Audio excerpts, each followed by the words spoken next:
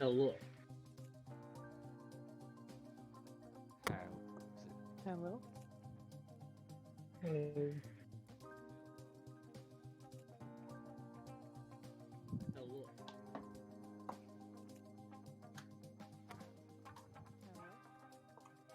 So did you get groovy working in a way you like?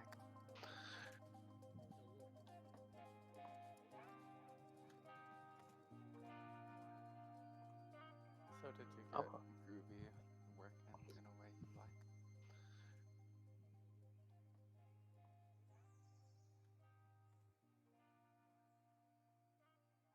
Gotcha. Yeah, definitely. Hey, friends. Hello. Oh crap! I forgot to get my dice tower. I'll be right back. Oh my god, amateur.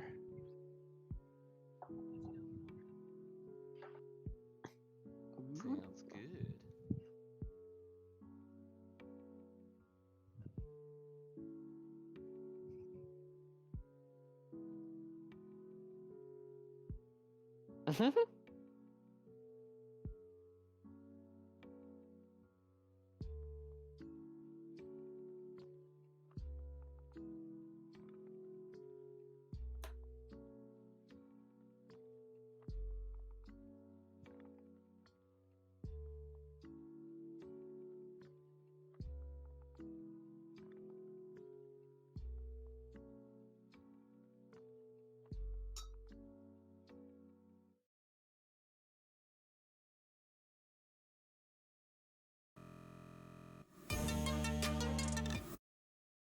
Okay.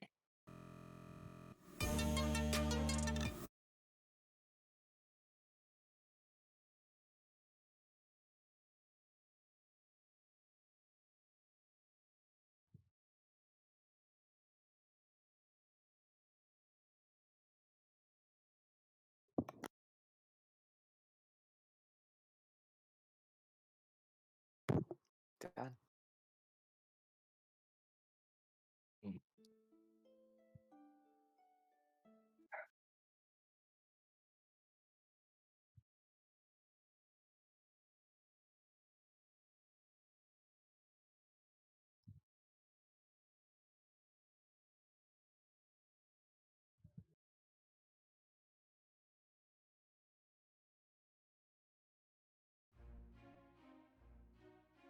Ooh.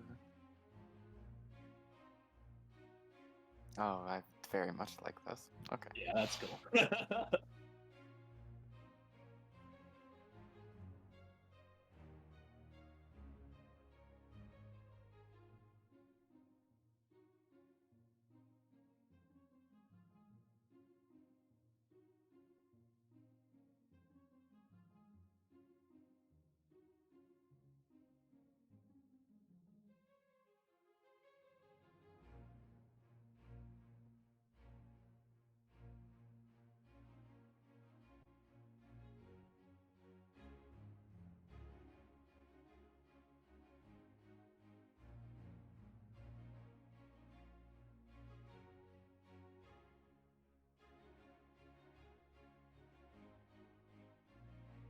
Sure do.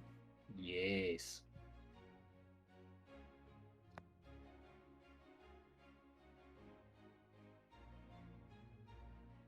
Kaya. Ryan. Mikey. Kyle.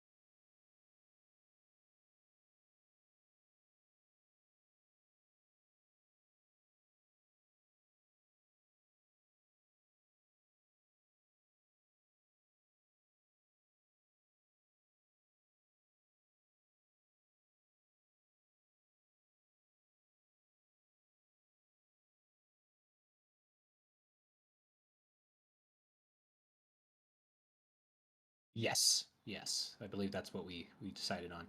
Yeah, that's what I remember us doing last.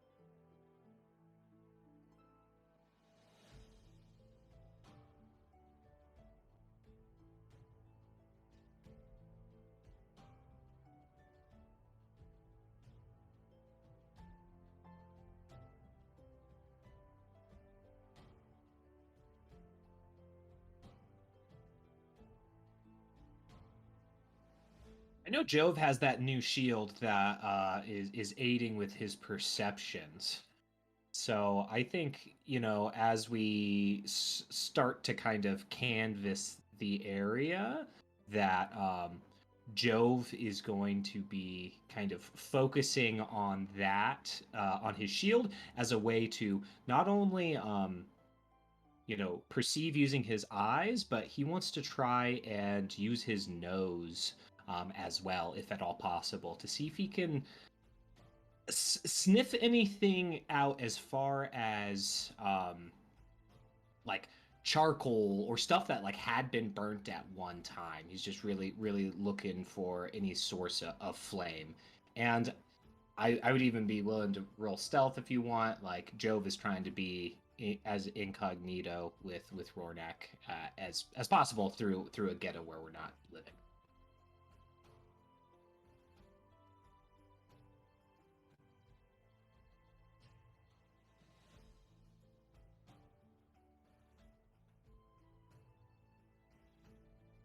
I got a 16. Ah, Did 16. And also thank you, Omari. That's unfortunate. Missed the opening on my voice. Could hear all of you guys. Couldn't hear me. Great. Wonderful. Anyways, a 16.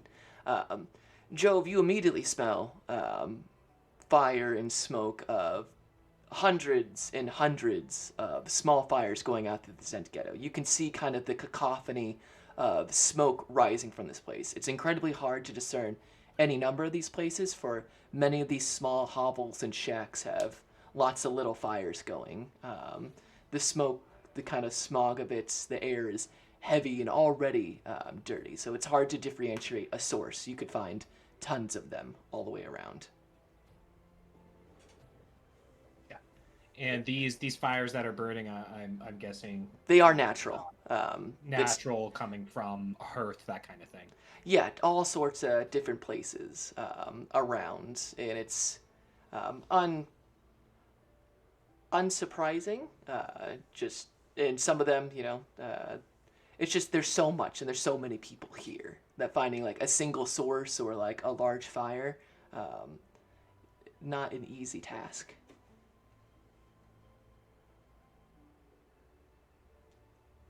Well, Rornak, do we start asking around, or I don't know?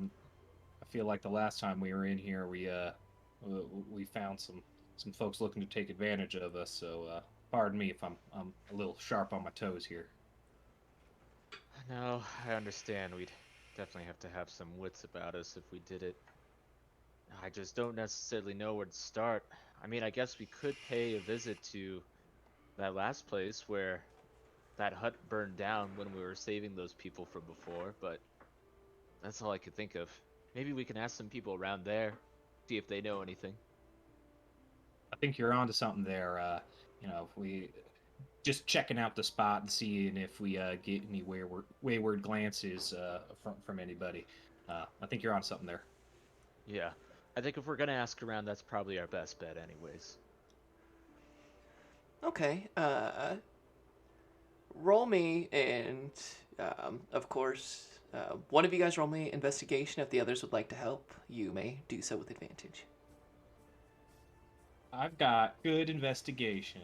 I will help him.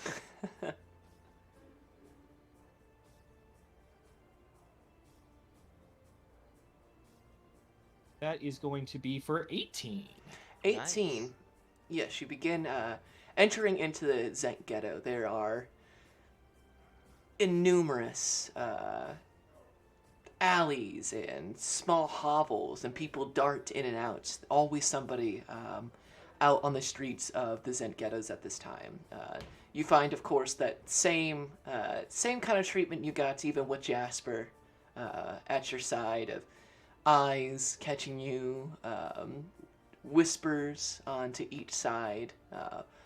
But you begin to notice some familiarity as you're walking down. The kind of memory of the events that transpired in the Zent ghetto, finding your way deeper and deeper into, you come across the burnt remains of the shack of which the dwarves guarding its beards lit a flame, and where you narrowly rescued Zor Sebastian Stowe from this burning shed. It is still there. The remains of it's long since burnt out, yet no one seems to have done anything about it. It's exactly as you've left it. And looking around, Jove, especially with your now increased passive perception due to your shield, you can see that a number of children off to the side have taken notice of you as you kind of return back to this burned down shack. Be crystal clear. Does the shack does it look like it's like in danger of immediately like the roof caving in, or Oh, is it it's already past caved that? in. Yeah, absolutely. The Gotcha, whole thing gotcha. burnt down, and it hasn't been cleared away. No one's cleaned up any of it. You can even see in some places, while it is, evening, you can see the dark stained ground of some of your fights in front of it. Remembering some of the close calls that were had during said fight. But it looks like no one's even touched this. It's just kind of left alone to simmer, pun intended. Jove is- Jove. Oh, I was gonna say, Jove, if you take a look through that, I'm gonna keep some eyes out here. Just see if anybody's watching us right now. And Rornak does want to just kind of like stand watch outside and just kind of look around and see if he notices anybody that is like paying attention to them. Go ahead and roll me a perception check, Rory. For sure. That is a not natural 20. A non-natural 20. Immediately, you see that there are a small congregation of children ranging from anywhere between ages 5 to maybe 11, 12 at most, who have been watching you and now are a decent distance away, but have continued to kind of watch and spying would not be the correct word because they're not very good at it and they're not hiding it, but they're currently giving you watch. Looking around, you can see an occasional individual walks by, hood up, gives you a cursory glance, and moves on. Once again, it's just so hot here. And the many kind of smoke and other small fires here. I mean, if anything, the Zent Ghetto does feel even hotter than the rest of the city now that you're so far away from the Bay of Mulmaster. Jove is gonna enter into the ruins the best that he can, and he wants to start kind of overturning any charred pieces of shit with like the back of his spear, and in particular, what he's trying to keep his eye out is for a necklace or amulet that would be not exactly the same as the ones that they saw in Fort Dalton, but maybe a similar symbol to something like that is what he's really trying to get through the rebel out of here. Okay, go ahead and roll me an investigation check.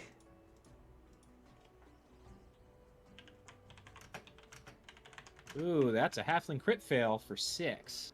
Yeah, you go through and you move all sorts of bits of the shed side to side, and after a couple minutes, your hands from the fingertips up to the elbows at this point, and a lot through the front of you, is just covered in soot and ash and likes, but you do not seem to find any necklaces or amulets inside of the remains of the shack. Gotcha. And I'm guessing that there, is there?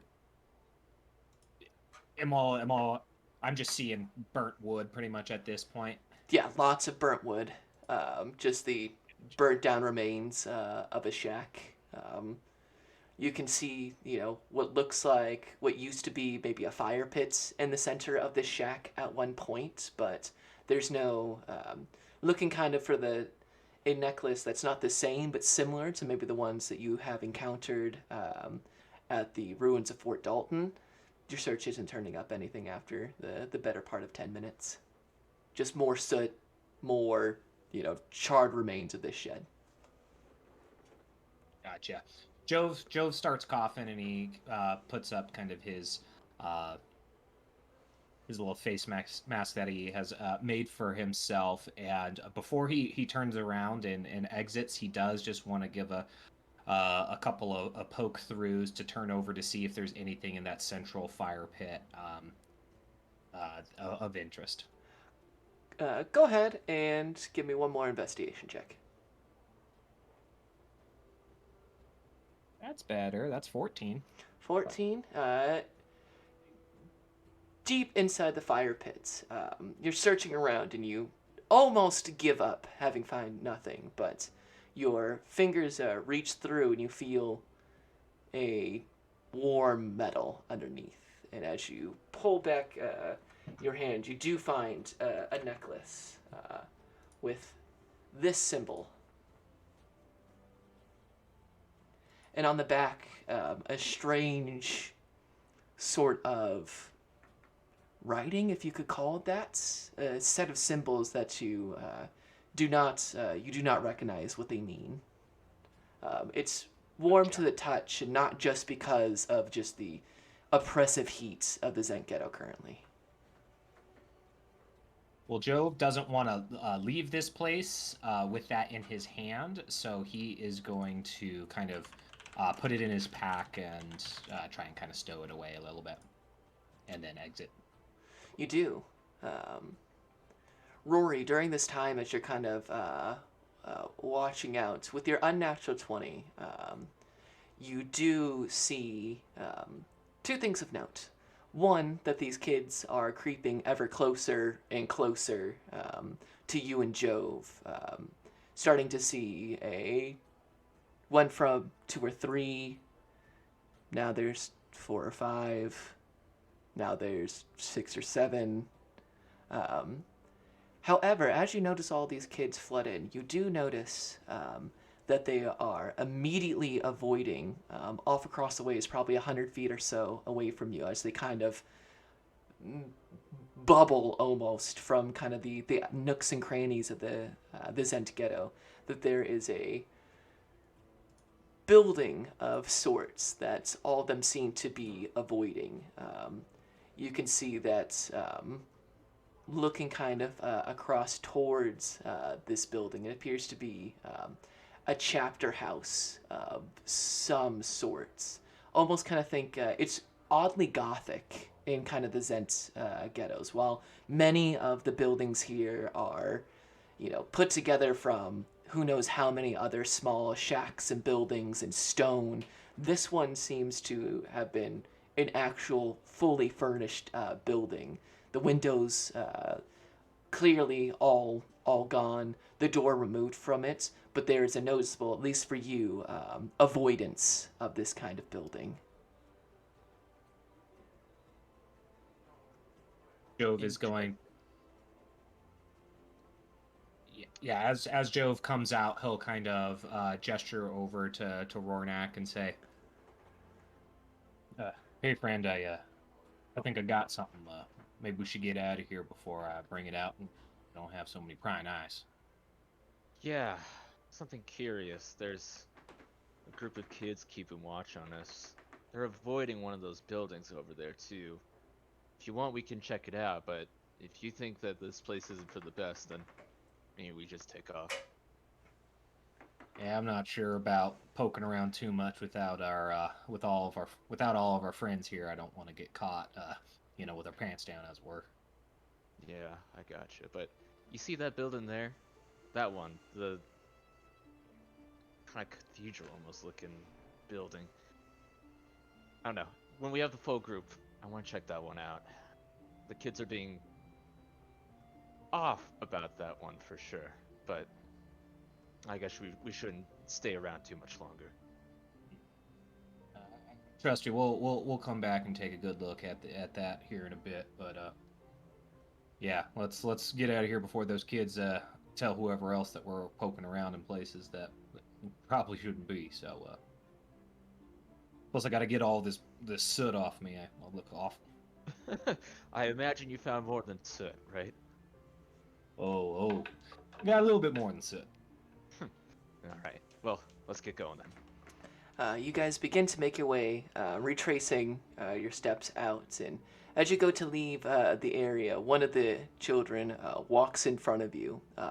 A small girl, maybe 8 years old.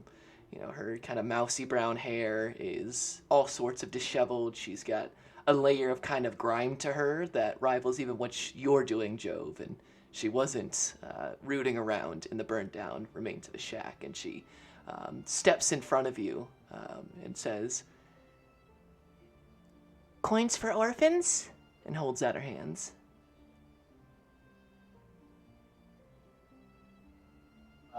Jove is just gonna look over at Rornak and try and catch his eyes if he can. And just kind of shake his head and look at the little orphan and say, we'll be back soon, and we'll get you something to eat. How about that?" She looks at you and a smile spreads across her face. "I think we would want coins for orphans." And you see that now that 7 kids has become 10 kids, and they're starting to encircle you around.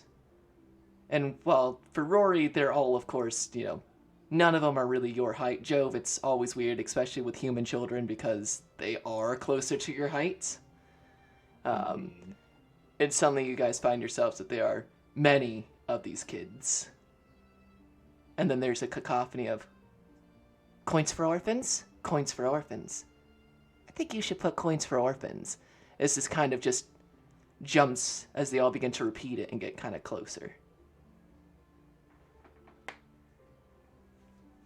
With that happening, Rornak will reach into his pouch. He'll count out about 10 coins, and he'll kind of toss it onto the ground in front of the kids and just say, "A coin for each." Is that fair? And as the gold coins kind of hit, it is a mad scramble as all 10 of these kids run to each, get a coin. One boy gets like 2 of them, and then a girl jumps on his back and tries to grab a coin for herself as this kind of frenzy begins to happen, like throwing food on top of an aquarium and then watching all the fish fight each other for it. As they, for the moment, they seem to have forgotten you as they begin to clamber over each other for these coins. Jove, that's our cue, as he starts going in the opposite direction. Yeah. Jove follows. You guys begin running through the Zent ghettos. the coins for orphans beginning to fade into the background. Luckily, finding your way out of the Zent ghetto is always easier than trying to find your way in. Following kind of the walls and seeing the walls of the Zent ghetto are shorter than the walls of Molemaster, and so it's always easiest to find the exits. And you guys, with a hurried pace in trying to be as quick as possible, make your way out of the Zent ghetto.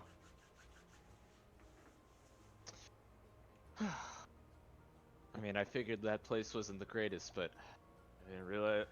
Well, I should have realized, honestly.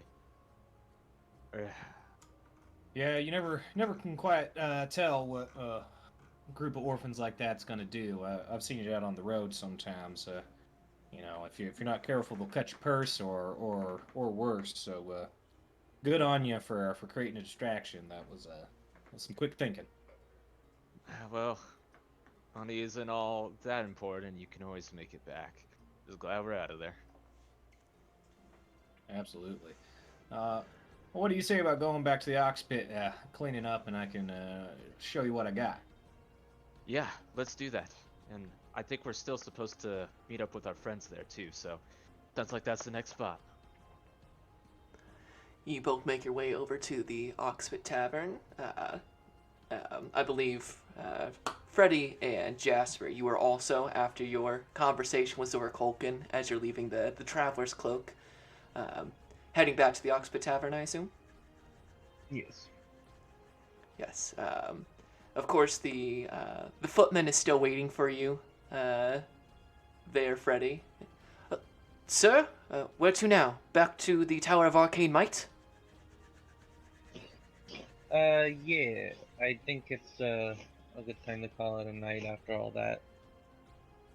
Ah, yes. Will your bodyguard be joining us as well? As he looks nervously over to you, Jasper. She just nods.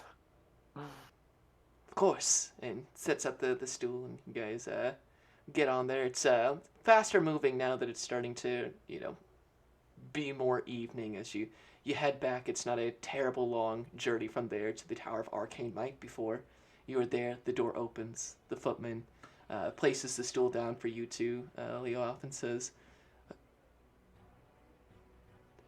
I hope you have a wonderful rest of your evening, sir, and bodyguards, sir. Will we be seeing you again at the Zora estate? I mean, at some point, yeah. I don't know how long it's gonna be, but apparently we've got another dinner planned at some point. Of course, sir. Until then, we must return our carriage back to Zorgas.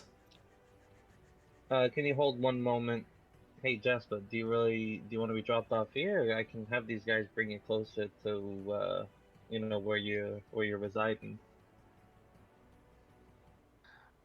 I can walk from here. Okay. I'm gonna toss the carriage guy 2 gold. And with surprisingly quick reflexes, he snatches it out of the air and says, Thank you, sir. Until next time. For sure, for sure. And the carriage begins to make its way back to the Goss Estates.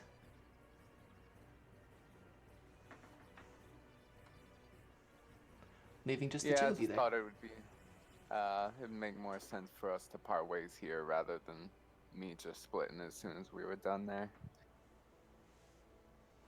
Yeah. Well, I'm gonna go ahead and sleep. Yeah, you do that. I'll catch you later. Freddy, you head back through, past the golems in front of the Tower of Arcane Might. Begin heading your way back towards your own dormitory. Jasper, where do you head off to? She's probably just gonna go home. She wants rest. Absolutely. You begin making your way back. You do have all of your stuff on you. Oh shit. Oh yeah, I forgot about that. Okay, then I'm gonna need to stop by Rory's place, I guess, to You My begin stuff. heading over to the Ox Pit Tavern, as Jasper, Rory, and Jove all convene at the Ox Pit Tavern relatively at the same time. You guys doing okay? You're sweating up a storm over there. Well, that's just about everybody here these days. Yeah, I fucking guess. We had a bit of a situation, but nothing too serious. But we got something interesting, supposedly. Do we, Jove? As he looks over to you. Well, turns out that we couldn't really get much from Mixie or Ilva. I guess our boy Seb is gonna be getting married, and that's gonna be pretty hard on our friend Ilva. But we decided that since that was a little bit of a bust, we would go by the old Zinc Ghetto, and we checked out that old burnt out spot that we, fought them dwarves at, and I was rooting around in there, and I found this, and he'll reach into his bag, and he'll pull out the amulet, and kind of like lay it out on the table, um, and say, I'm not quite sure what it says on the back. I don't really recognize the language or anything, but this at the very least confirms that whatever was going on there is cult related in some way. Looks like it's different than whatever those watery folk we were dealing with, but at least we got something to tie that to the Zinc Ghetto. So we got a little bit of something. Maybe Freddie could read something on the back. I know he's got some of those ends with the cloaks to see if maybe there's a book in there that can do a little translation for us. But I know it's not a whole lot to go on, but it's still forward movement. DM, does it happen to be infernal? It does not happen to be infernal. Just thought I'd ask. Nope. Good get. Yeah, I imagine Freddy would be the most likely to figure out what the hell that is. Good to know you've heard about that arranged marriage already. Glad that's spreading like wildfire. Wait, do you know something about it? Yeah, I'm the person that he's supposed to maybe marry. Oh. Yeah. Do you It's, want a drink? Yeah, Oh. I'd fucking love a drink right now. So Ilva already knows, huh? Yeah, I guess so. I didn't get a chance to talk to her. It was mostly through Mixie, but yeah, Ilva looked pretty beat up about the whole thing, and it's a shame. I know not all marriages are done in the name of love and all of that, especially if you come from an important family and whatnot. But yeah, I know it's not a done deal yet, but I don't know what is coming down the pipe for you, but I think there's worse folk out there than that boy Seb. He seems to have a honest heart beating in his chest. Yeah, honestly, it might be a good thing for it to be someone who already has affections for another. Because honestly, I don't give a shit about any of the lords in this city. There's not a person I could possibly be married to that would give me an ounce of happiness. So maybe there's a way for everyone to end up happy in this situation. I don't know, maybe I might have you arrange a meeting between me and Ilva, kind of on the down low, not through the channels of, my father and whatnot. Well, I could certainly try when the time feels right. I'm sure the wound's probably still pretty fresh at this point, but yeah, I could. Jasper, I'm here to help, and Elva's good folk, and so are you. So if y'all need to figure out how that all is going to be working in the future, by all means, I will do my best to at least get a cup of wine between the two of you. Thank you. That's good of you. Sorry to drag you into my affairs like that. On a different subject, though, we did find out some things from Zora Culkin. She, there's someone who floated in apparently from Elmswood, and she's being detained by the City Watch. And Zora Culkin asked us to go retrieve her.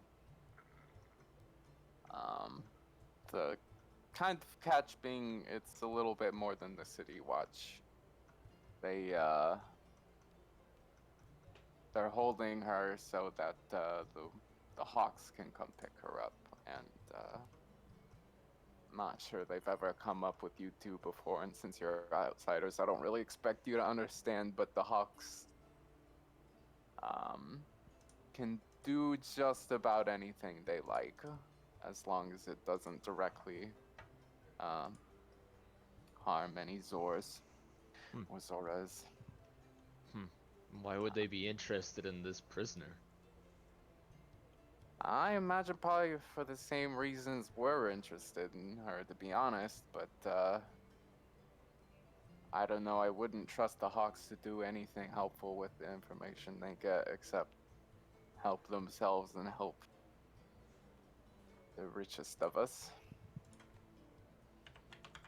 Seems a little fucked up to me that somebody's floating in refugee style after their home is burnt away, and first place they end up is in jail. That seems a little wrong, but wouldn't be the first time I thought about that with this city.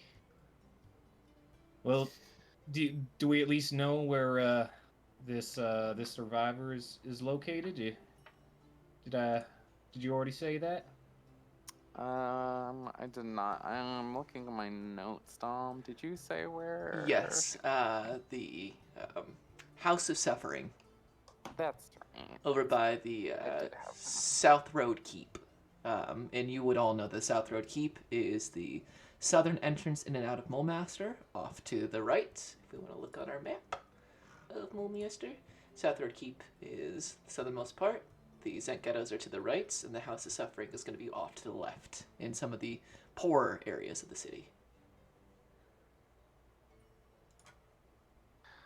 Yeah, she explains all that. And says she also asked us to do it with little to no violence, definitely no killing, which I know isn't exactly our MO, but I know we're pretty capable of such things, especially with Freddy's magic. I think it's best that we probably get this done tonight, since they're merely holding her for the Hawks. Lord knows they'll pick her up in the morning or something, so.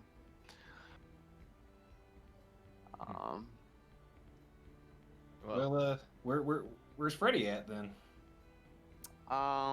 He went back to the Cloaks Tower. We can just go retrieve him. Well, sure. I'm still fresh from the day. I slept in nice and late. I'd like to do a little bit washing up, get some of the soot off me, but besides that, no rest for the wicked. Alright, you freshen up. I'll be waiting down here. One of the servers comes up to you, Jasper, and inquires what you would like to drink. Nods over to you, Rory. Hey, Rory. Hey, good to see you. I'll take one of the Rornaks, please. He says as he kind of sits himself up a little bit nicer and proper. Server kind of I'll have the same thing. laughs, and it's not too long before two Rornaks are placed in front of you both. Well, I won't say cheers to the arrangement, because that doesn't sound great, but cheers to good work. Yeah, to you as well. Thanks. Do Both. you know anything, by the way, about this House of Suffering? Or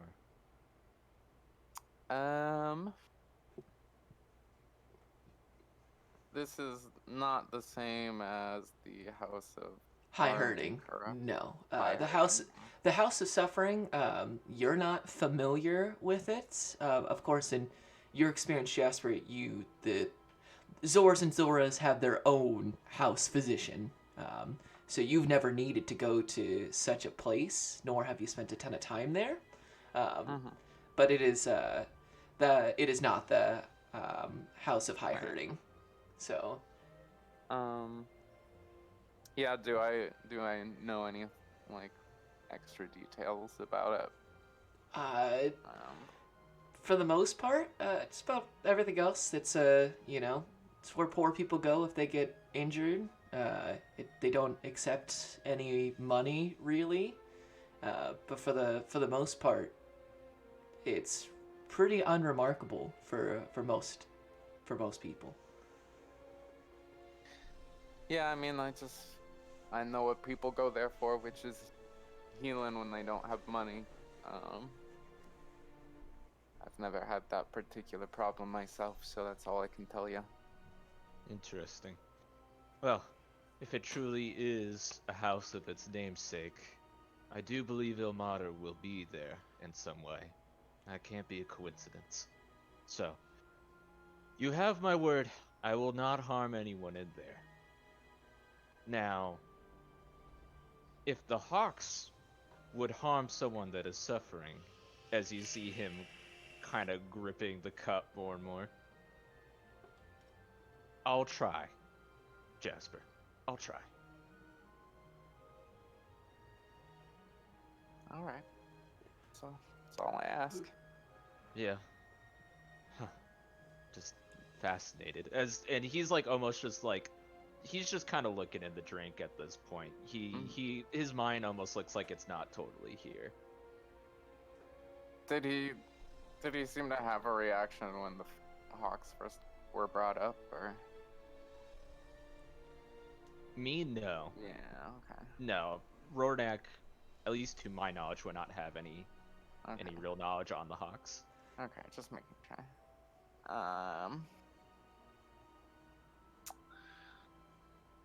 Yeah. Go ahead and both of you guys make me a Constitution saving throw. I should have your Rornak.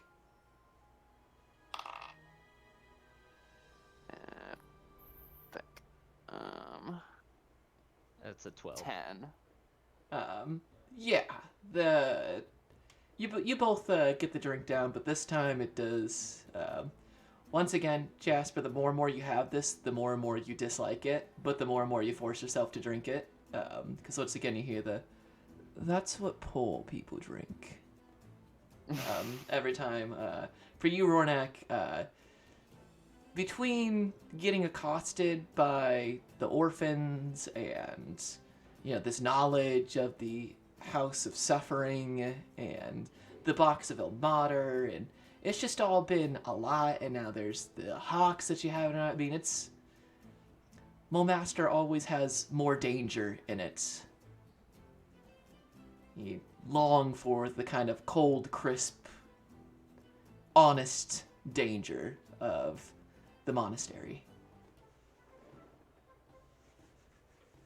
But you guys continue to have your drinks. Jove, you go up to your room, still being held for you, and get some of the soot washed off of you. Kind of freshen up and, stop dragging soot all through the Oxpit Tavern. And it's not long before you're able to join your party, unless there's something you'd like to do whilst in your own quarters. Nope. You all gather up.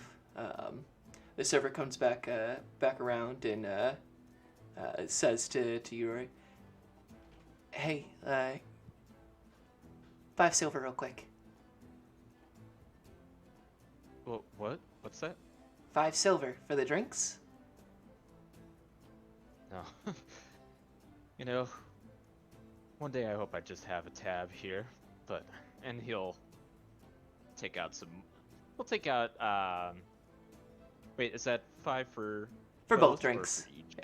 Yeah. Yeah. He'll hand over the 5 silver. If it makes you feel better, Krubig doesn't let anybody keep their tabs open. I believe the way he'd phrase it is, tabs don't make money! Or something like that. Did he have a problem with that before or something, or? Beats me, but you know how Krumeg is. He's, it kind of looks, both ways to make sure, Krumeg's not within earshot. You know, he's kind of an asshole when it comes to money. I think the term is he runs a tight ship. Is that what I'm looking for? And the server looks over to you, Jasper the Bachelor. Yeah, that's exactly what it would be. You know, tight ship means being an asshole to all the people that work for you and not letting anybody open up tabs. But yeah, exactly that. He runs a. You know, I'm not gonna say it. Never mind. With your drinks paid for, Jove returned back to you. You all head back into the sweltering warmth of the evening in Mulemaster. Luckily, the Oxbit Tavern is very, very close to the Tower of Arcane Might. Only from here, all the way down here. You just have to take one of the main roads back. So, as the evening approaches, probably closer to 11 midnight, you find yourselves in front of the Tower of Arcane Might. It's kind of long, almost like rook pieces on a chessboard, jutting out, the large stone golems ever at attention. As you kind of walk forward and get to the gates of it, they both step forward with a loud silent except for the sounds of the stone working to move. These kind of large, almost like halberds made out of stone that each one has in a hand as it moves forward.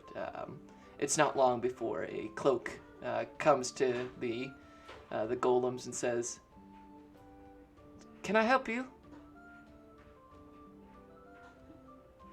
Yeah, we were wondering if we could get a hold of Freddie Lapp. We do some business together, and he told me he resides here.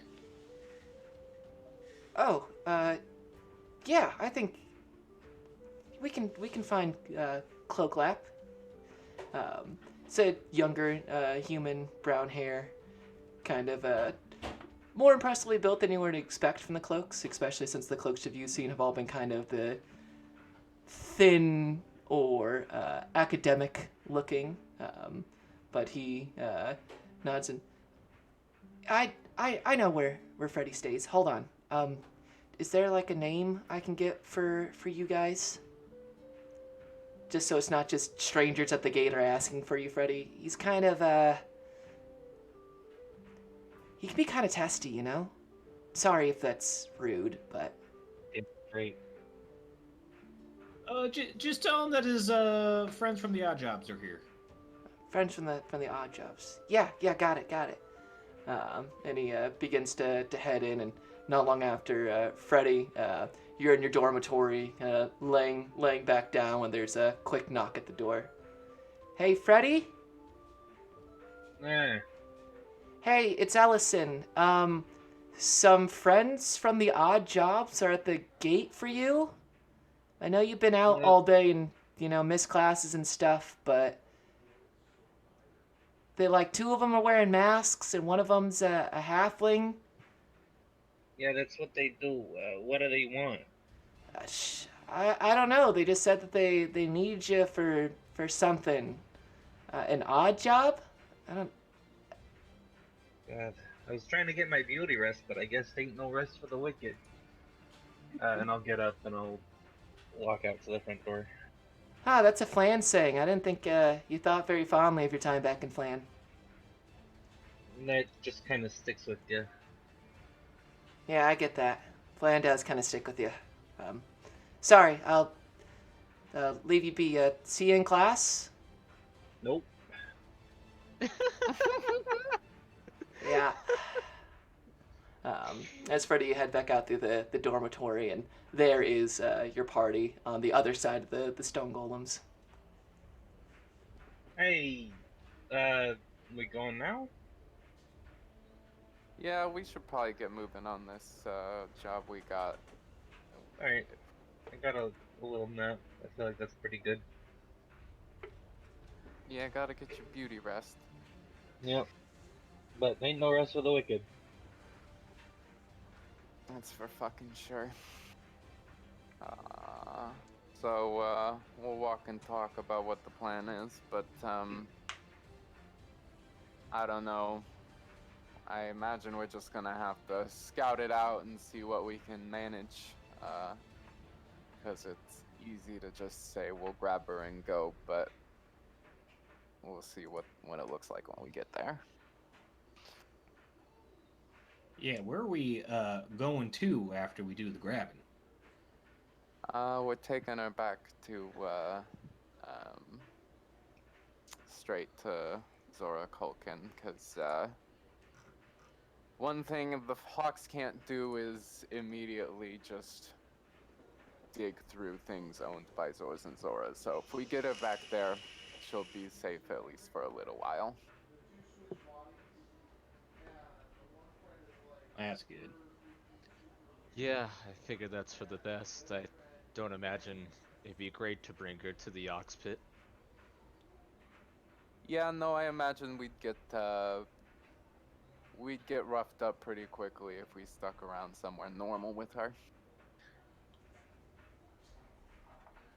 So yeah, once we get her, we're definitely gonna have to head straight there.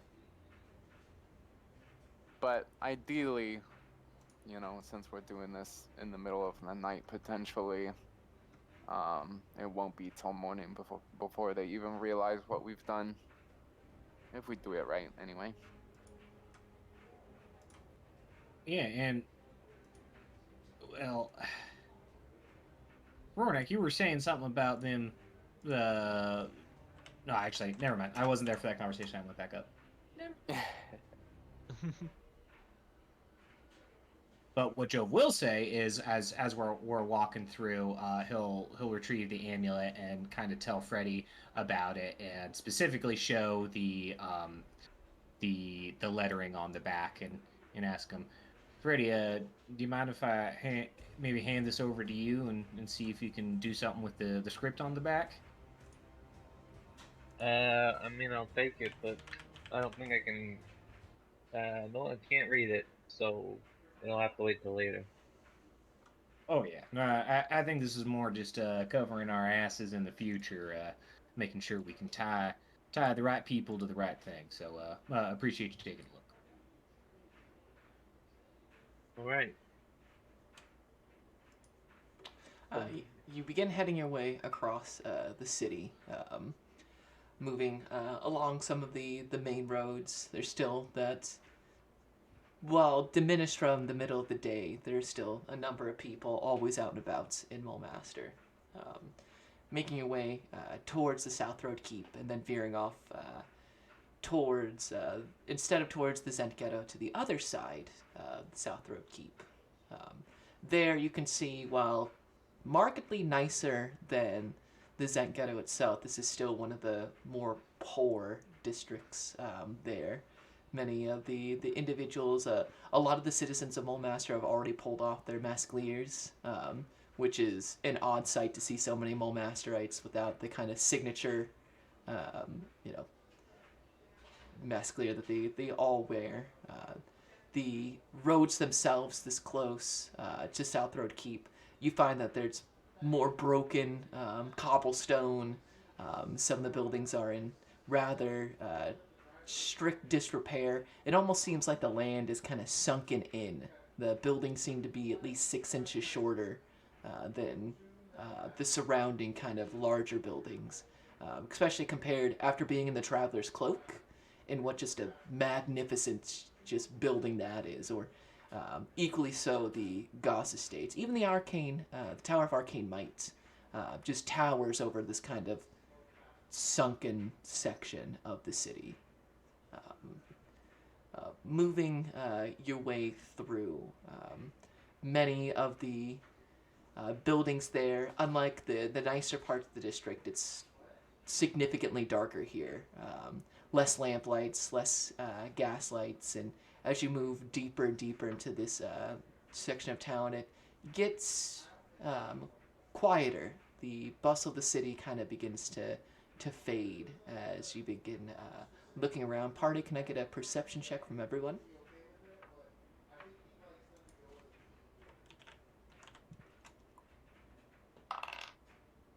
And Dom, as long as I'm just like holding the shield, do I automatically get the advantage, or is there some trigger for it?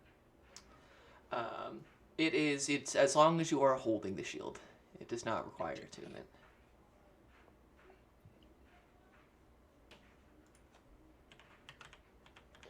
That's a 12 for Rornak. Oh, didn't see me typing. 12, got it. I also got 12.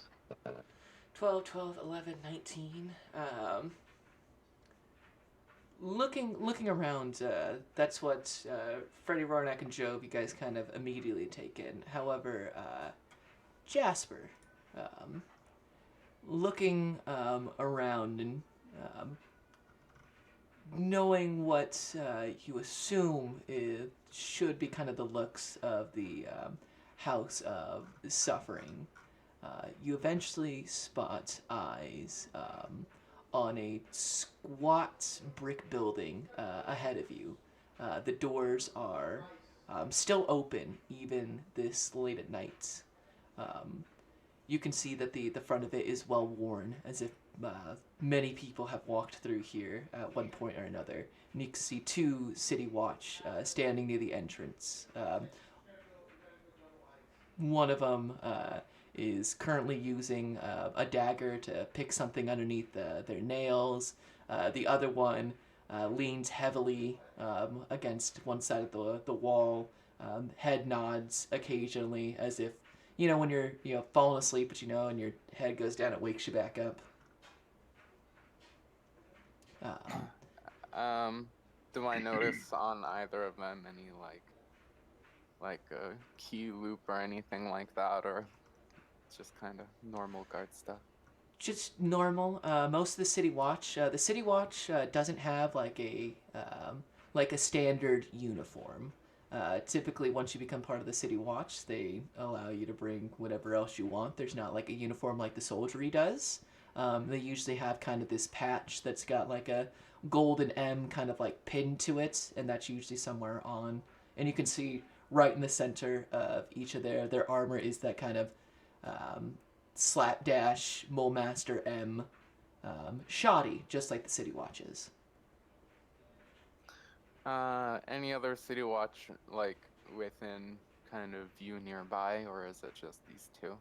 Just the two of them. And they couldn't look any more bored at this point. Like they might fall asleep. Looks at Freddy. No, but in seriousness, she looks at Freddy and says, "You could probably make them fall asleep, yeah?" So the weird thing about my magic is that it relies more on how healthy you are and like how actually exhausted, not how like sleepy you are when I put you to sleep. It's more of a state of unconsciousness than a state of drowsiness. So I mean, to answer your question, yes, but I don't think it's gonna be as easy just because they're already bored. Yeah, that's fair. Try. But I mean, they don't exactly look like fine specimens over there. I'm sure you could probably do your work just fine. Is there anybody around?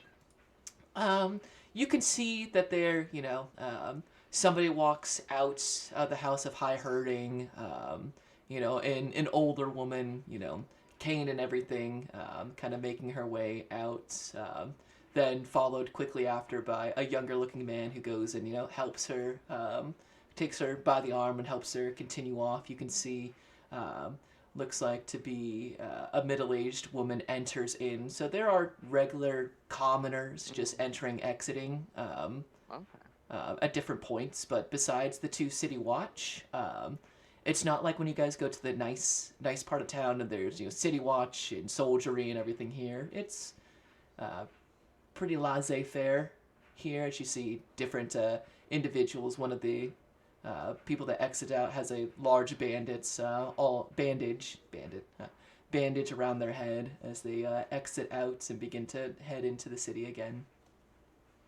So the other problem with that is that it's going to be very obvious that I am doing magic, and people That's are very fair. keen to notice that, seeing as how nobody does it. No, So probably not until we get in a enclosed environment where the only no, people that will see it know it. looks like we can get in there, no problem. With these bandages on my face, we could easily pretend I've been injured and just need services. Perhaps we do that and then just, I don't know, be prepared for anything. Maybe you can use your pull as a member of the cloaks to get in close before we have to make any moves. Okay. Can we take a quick 10-minute aside to get my eyes Man, with it's always 10 minutes with you. Yeah, we you? Yeah, it is always fucking 10 minutes. Detect magic doesn't have to be noticeable, does it?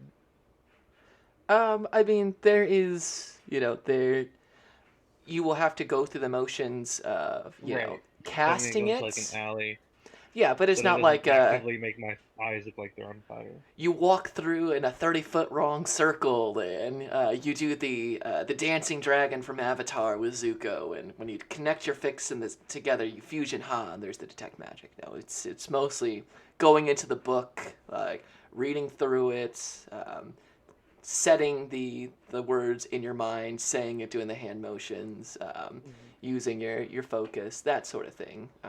But yeah, there's plenty of places in this part of the city to duck into kind of an alley, and your party stands watch. Party, you see more, it slows down, and then somebody enters in. The guard finishes picking his nails with a dagger and pulls out what none too, how do you say, he callously is the way I'm going to describe it, pulls out what seems to be a flask and takes a sip and then taps his the other guard and hands it over, and the guard nods, takes a sip, hands it back, gets back into kind of the comfortable position leaning on there. 10 minutes go by, and Freddy, you turn on your detect magic, and right now, no big pings of magic currently, besides what are usually like Jove's shield pings with magic. Jasper's sword like pings, but nothing you're not used to. All right, time to head in. During that 10 minutes, could I have used my disguise kit to, like, on my face, kind of make it look like there's been some decent blood flow, like dried blood, but also like some hints of greens and yellows to make a kind of pussy, like sickly kind of color to it. Are you proficient with the disguise kit? That's a good question. I have one because of my background. I assumed I was proficient. Let me just make sure. Yes, because we will roll. I want to just see if you're going to add your proficiency bonus to it or not. Word. Yes, I am proficient. Alright, so go ahead and roll a d20 and add your proficiency.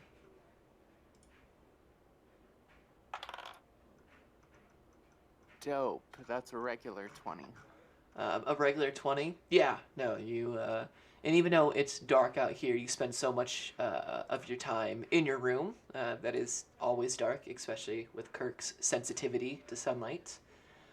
So, while Freddy is doing that, you take that 10 minutes, put it on, and you're feeling pretty good, and you look over to Jove and Rory and looking, yeah, she looks pretty sickly. The effect is rather convincing.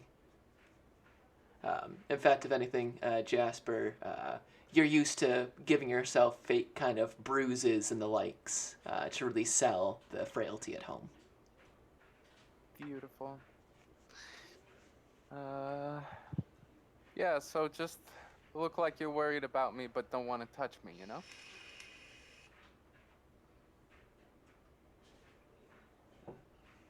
Friend, She you're says, looking at her companions.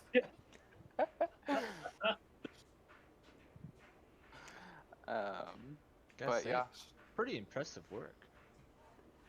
thank you. I've had a lot of practice. She looks at Freddy, waiting for his go ahead. Yeah. We're ready. Anybody else got anything they want to set up? Well, I just want to, if this does turn into a sort of us having to run away or anything like that, I don't know if you folks remember when we were in Fort Dalton and like I yelled real loud. I thought that was pretty weird. So I've been kind of messing around. I found out that I've been able to do some interesting things with my voice. I can make it louder. I can even kind of throw my voice to make it sound like different things, like a rumble of thunder, that sort of thing. So if we do have to run, I might try and throw some sounds down different alleys just to kind of keep them on their toes, and maybe we can do a little zigging and zagging. But that's going to be plan C if things go right. So just want to let y'all know up front that I've been messing around with that. So if you see any minor little cool things happening, it just might be coming from your boy Joe. So what? You just do magic now? You just poof, you've got magic. Is that what you're saying? Well, if you'd ask Aquila, she'd say that she does magic through me. To me, that's kind of splitting hairs. I'm here, and the magic happens. So, You're under arrest. yeah, you're a funny guy. No, you're under arrest. I gotcha. Good You one, finally Freddy. confess. No, let's get in there. You guys All right, let's go. begin heading towards. Yeah, I'll let that hang out and just. All right, let's go. Okay. There's just that second where it's like, wait, really? No, okay, let's go. Let's go. Yeah, that was a good one. You can't tell I'm sweating when it's so hot out. I just watched Our Idiot Brother, and that just reminded me, like right in the beginning, where he sells the cop the fucking weed. It's just like, really, the uniformed cop. So, anyways, move forward. Yes, you walk forward, and the two City Watch guards are there, and the one that's kind of leading doesn't even store. You can see you hear the sound of the back of the head hitting the building. The other one doesn't even pretend to put away the flask. Takes a swig, looks at you, Jasper. Takes a none too courteous step away from you. Just kind of fucking peasants. Takes another swig, spits, some of it landing a bit on your shoes. But you enter into the building with no problem. Within the building, there are numerous cots and makeshift beds, more than half of which are occupied. You can see that there are 6 tall iron candelabras providing bright light in this incredibly clean, if sparsely furnished room. There's several people dressed all in gray with gray skull caps. Think very almost like they go in a like, oh, what do they wear? If you're in a mosque, you know the hats, they're real flat and everything on top. Skull caps is the word, but I forget what the actual is. But you know what I'm talking about. Against the head, you can see within the room there is a city watch guard is leaned up against the wall next to the bed of one of the patients. while his partner has commandeered one of the few chairs in the room with his feet up on the patient's bed, and this one is snoring, which is kind of an odd counterpoint to the groans coming from other areas. You can smell a very strong scent of incense burning. In fact, you can see at the other end of the room there appears to be a very small shrine along the southern wall of the hospice. But underneath it, you can still vaguely smell kind of the smell of sickness. Number of individuals kind of groan throughout, and the individuals in gray gently, kindly, and almost wordlessly move from bed to bed. You can see one is addressing bandages, the other is feeding what appears to be a child missing their hands. And it's, while incredibly clean, is definitely a place of much suffering. Rory, you feel, for you, this is, in many ways, you can very much feel this is a holy place. Mercy is being done here. I think Rornak would probably even grab and like kind of clutch onto the augury box as he kind of says like a small prayer to himself, but like blessing the the whole house, like as he walks in, you know, and as he is kind of gazing upon the sights in here. As you enter in, one of these individuals in gray with the gray skull cap, and an older gentleman with, soft features, but set in with, deep wrinkles. The robe pushed up to the elbows. You can see that he's finishing kind of washing his hands, and walks up to you all and, "Hello. Welcome to the House of Suffering. Are you in need of alms?" I think my friend here is. Jasper, step forward. Let him give you alms. She looks at you like kind of like get out of my way without, touching him, and then kind of moves forward. The individual guides you over to one of the cots and has you sits and motions for the rest of you to kind of come over and join. It's closer to the south and you part of the building. As you've moved to this part, Rory, you can clearly see that at the end of this is a very small shrine to Ilmater. It's no more than just simply the symbol of the two hands clasped together with an actual red twine around it, with some incense burning, lots of incense burning, but besides that, it's so very small. There isn't any like big grand Ilmater designs here. It is definitely not the focus point of this room, as the individual goes over to you, Jasper, and begins inspecting and puts a hand on it. And there's a gentle squeeze of your hand, and he comes in close and says, "This is very good makeup, but these are not runes that require alms. I inquire why you need deception to come into a house of Ilmater."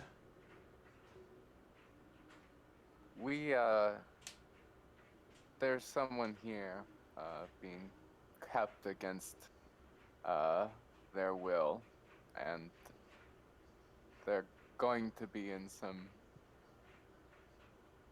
terrible danger if they remain that way, and we've come to get them out. Without violence or any sort of force, but discretion was necessary. Where would you be taking her? I assume you mean and looks over to where the city watch are. Esteemed guest is? We intend to take her to the only other living person from her home. Nods and looks over to you, Rory.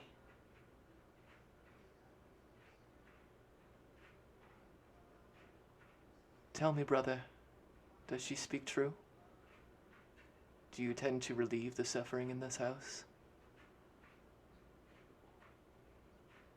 As he has looked towards kind of where you keep the box of Ilmater. You can feel almost kind of a drawing energy to it, Rory. It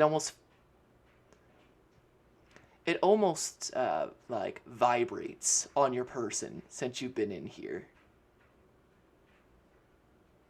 As he looks to your kind of masked face right now. I stake my life as a follower of Ilmater. The intentions she speaks of are true. I would never come into a place like this and seek suffering. He looks to you and smiles and nods. If that is what you intend, we will assist. How do you intend on getting her across the city? Her condition is delicate. She is in much pain, much suffering. Would you care for our assistance? Your assistance would be greatly appreciated. We can ensure that those guards get their rest while we work to perhaps make her look unrecognizable to onlookers while we carry her with, some of your equipment. I assume you have.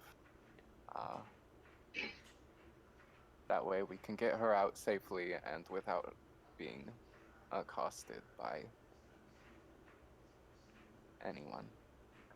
We do have a litter that we use to transport those in need.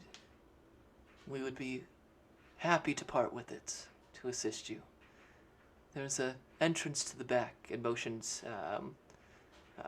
to another part of the building where you may enter into the city unaccosted. Thank you for understanding. Your help may have saved a lot of people. Then with Ilmater blessings, we will begin to prepare it. You need only deal with the City Watch. We will not interfere. However, I warn that should it come to violence, we will not interfere. I would expect as much. And she looks to Freddy. What? I think it's time for you to do your sleep magic on the people in our way. Okay, how many are there? 2. 2. Just 2? Just the 2. There's 2 at the front, but inside here, besides the Elmateri, it's just the 2 of them and nothing but sick, hurt, and injured people. Right.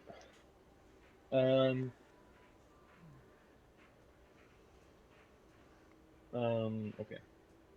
Yeah, we're gonna do the sleep at a 2nd level just to make sure that it gets them.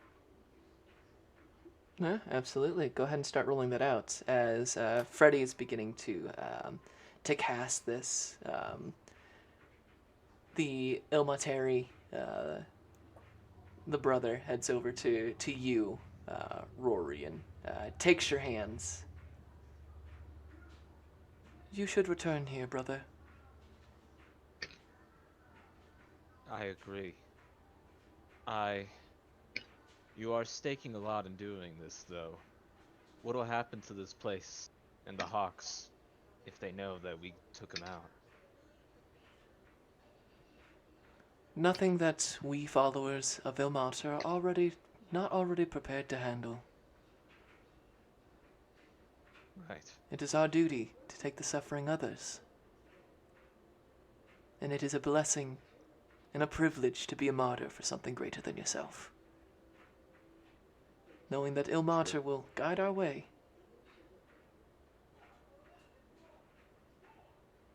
True. We will speak again. Thank you, and tend to those here. And should a martyr need someone to fight today, I'll take care of that. Ilmater be with you. And he And with you. squeezes your hands, kind of cupping them over, just like the symbol of Ilmater. And squeezes once and goes and motions to some of the other kind of Ilmateri around, and you see a few of them begin heading towards another area. One ducks into one of the smaller. They're not even rooms. They're almost like just curtains up around a series of bunk beds, and you can see that it appears that the Ilmateri kind of take shifts in sleeping, that they reserve only one section for themselves, and the rest of it is all for those in need. As they begin to head back around, as Freddy, you cast sleep. How much you got for me? Yeah, so I start strumming my harp. Now that it's a new instrument, I play a different tune. I kind of strum it up and down the octave, kind of like the Final Fantasy main theme. The do do do do do do do do do do do do do do do do do do do. As 25 hit points worth of foes get clipped. The one who's resting his feet on the patient's bed leans all the way back, and the snores become deafening through here. The other individual leans back further against the wall, and you can see a long thing of kind of drool with that hits the arbor as they're both out. Think about it. That never stops being impressive. Let's go. And she moves to get and motions for the brother to help her get the girl out of bed, I guess. She is, now that you have a really kind of clear look at her, you can tell that she has been significantly burned. There are many cuts and bruises, especially on the right side of her body. It looks like she's definitely lost her right eye, judging by the bandages that cover it.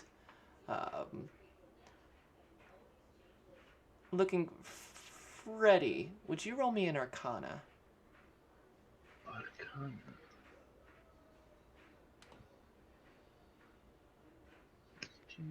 12. A 12?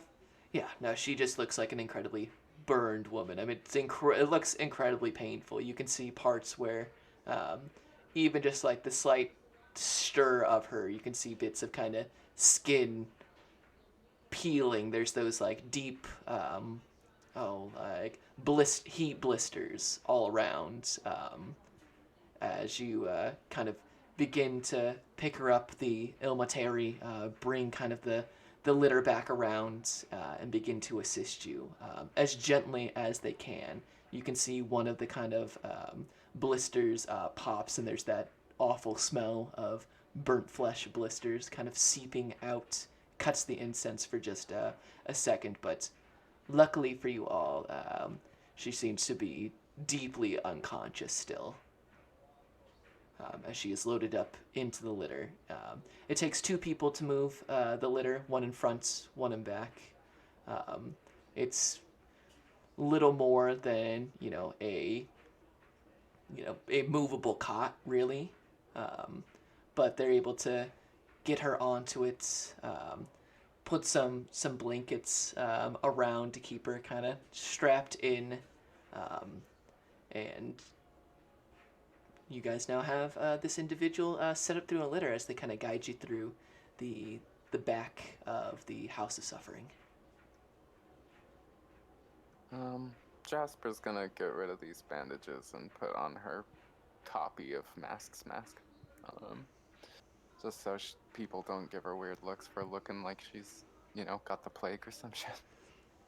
Yeah, you remove a bit, and the Elmwood holds out their hands for the bandages in that kind of cupped area as you switch out real quick. Okie doke. Before we leave, Jove is gonna look at one of the monks and ask them, "Do you have a bite guard or something that our friend maybe can use just in case she does wake up and starts feeling the pain of being jostling around?" Nods to you, and definitely and quickly gets kind of like a piece of leather just for such occasions, and hands it to you and nods and says, "Ilmata be with you." And begins Jove will to duck his head. Yeah. treat some of the other patients as well. And before Jove, long, if you you- are... Yeah, go for it. Oh, I was gonna say, Jove, if you see her waking up too, let me know. I can try and relieve as much of that pain as I can. Yeah, I'll be here right at her side. You make your way back out into the oppressive heat of Mulmaster. Out through kind of a back entrance to here in kind of a darkened alley. And who's going to be manning the litter? Takes two. I imagine Jasper and Warnack. Yeah, that sounds 'Cause right. We could like be careful and take half speed and still be going, 20 feet. So not bad. Yeah. Both of you give me athletics check as both of you pick her up. You begin heading your way out, feeling kind of the weight of her. She's not a thin thing by any means. She's got some significant weight to her, especially since it is any more damage, and you would assume this would be dead weight. I only rolled a 6. That's a 21. Jasper, your side kind of dips down. Rory, you really have to kind of move yours and angle it to keep her from falling, and the patient kind of knocks over, and you can see a number of blisters kind of and there's that kind of just smell that hits you all. There's a small groan, but for the time being, she still stays unconscious as you guys have her loaded up and begin your trek across Mulmaster with this litter. So you want to go half speed to be stealthy? Yeah, stealthy and, as careful as possible. Okie dokie. Give me 1 second. Let me just search one thing.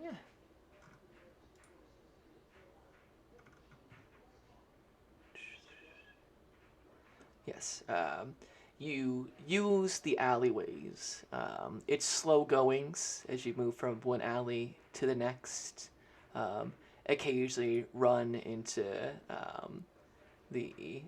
those without homes all throughout kind of Mulmaster, here or there, but many of those in the alleyways pay you little mind.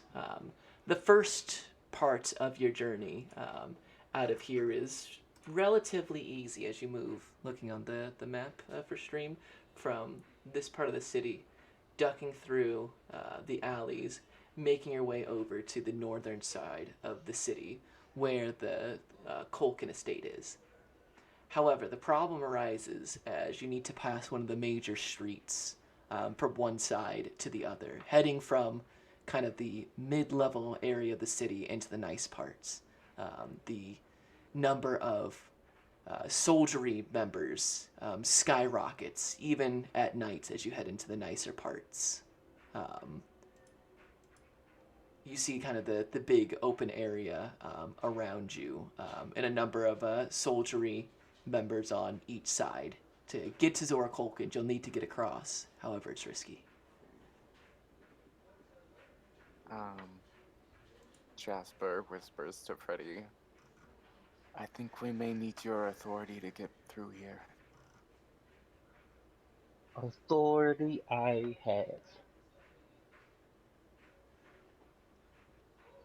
Hello? Yes! You there! Hi, yes, that's me. I'm the you. What's up? You asked for my audience. May I assist you with something? Oh, you're right. Well, me and my friends are just looking to get through here. Is that something we can do, or is there some kind of limit going on right now? And looks over and sees your litter and two masked individuals and begins to look and notch the other soldiery as they kind of come across. What is it that you're intending to doing with this person? What are we attempting to do? You are currently carrying an unconscious body through into the Zor and Zora part of the city. I inquire what it is you intend to be doing. Zora, who was asked to remain anonymous, has requested audience with this individual, and we're gonna bring her over there where she can receive proper treatment for her medical conditions. I'm sure you can smell it. And it looks over and nods. And who are you to have such authority? Oh, me, I'm Fred Lapp. Is that supposed to mean something? Well, okay. So my mom is married to a Zor, and his name.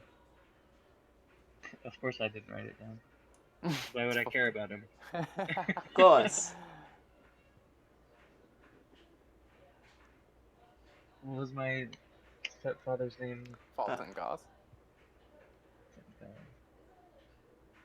That's right, Zergoth. What else? Okay.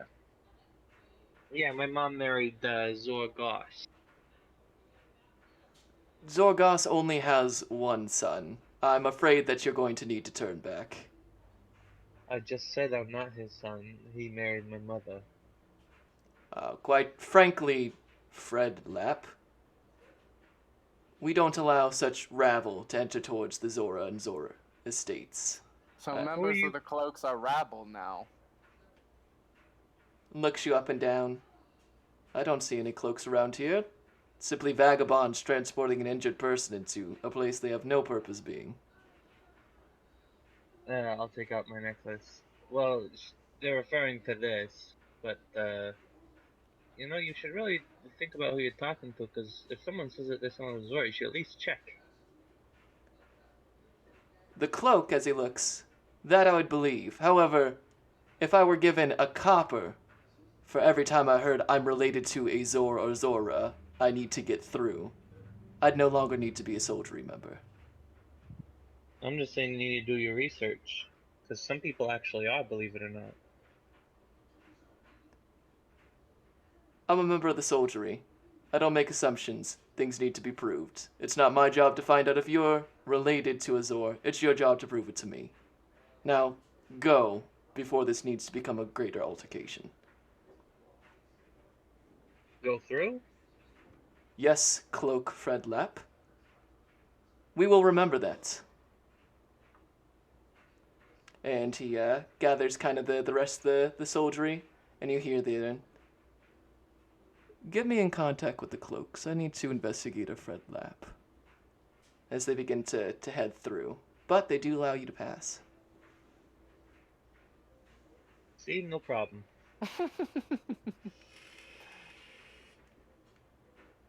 Always making friends.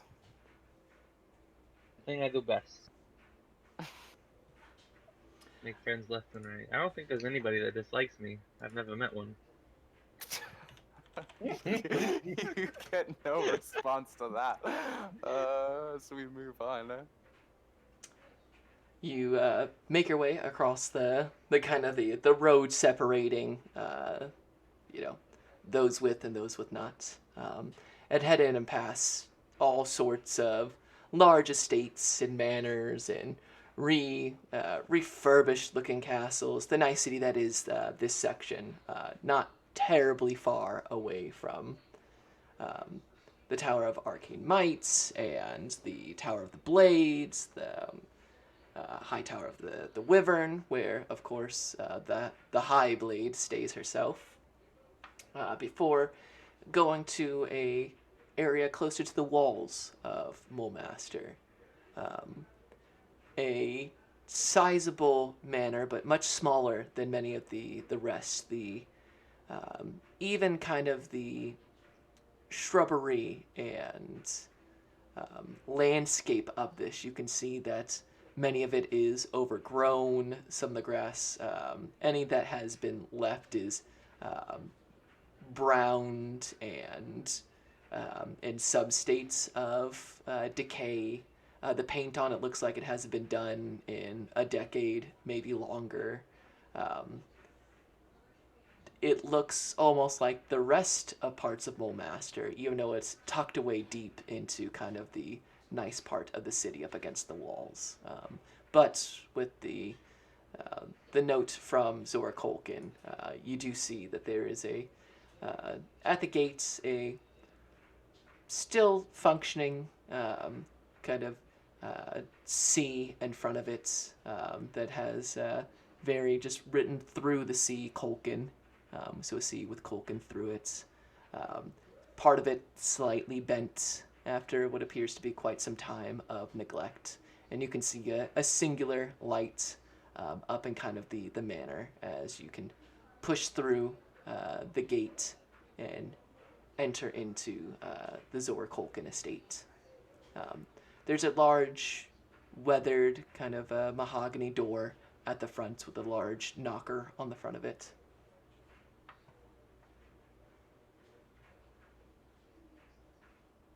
Freddy, could you do the knocker? I've got my hands full here. Sure. I'll knock. Goof, goof, goof. A few moments pass before a gentleman in his mid-50s, the hair, a salt and pepper blend of various points, bit of a portly belly to him, says, "Hello, yes, you must be the adventurers Zora Kolkin has been anticipating. I'm Dawson, manservant to Zora. Pleasure to meet you all." As Thank the you. doors Back open way. and you're led inside. The inside of this, once upon a time, would have been quite a beautiful estate. But you can see that while there are tons of tapestries that hang down, fine cloths kind of studded about, which kind of really gives it a softer feeling than much of the rest of Mulmaster. There's a decided lack of sharpness like the Goss estates here. Many of it you can see heavy layers of dust around. In fact, I have something for you all to really help sell the floor plan of this. Give me a moment.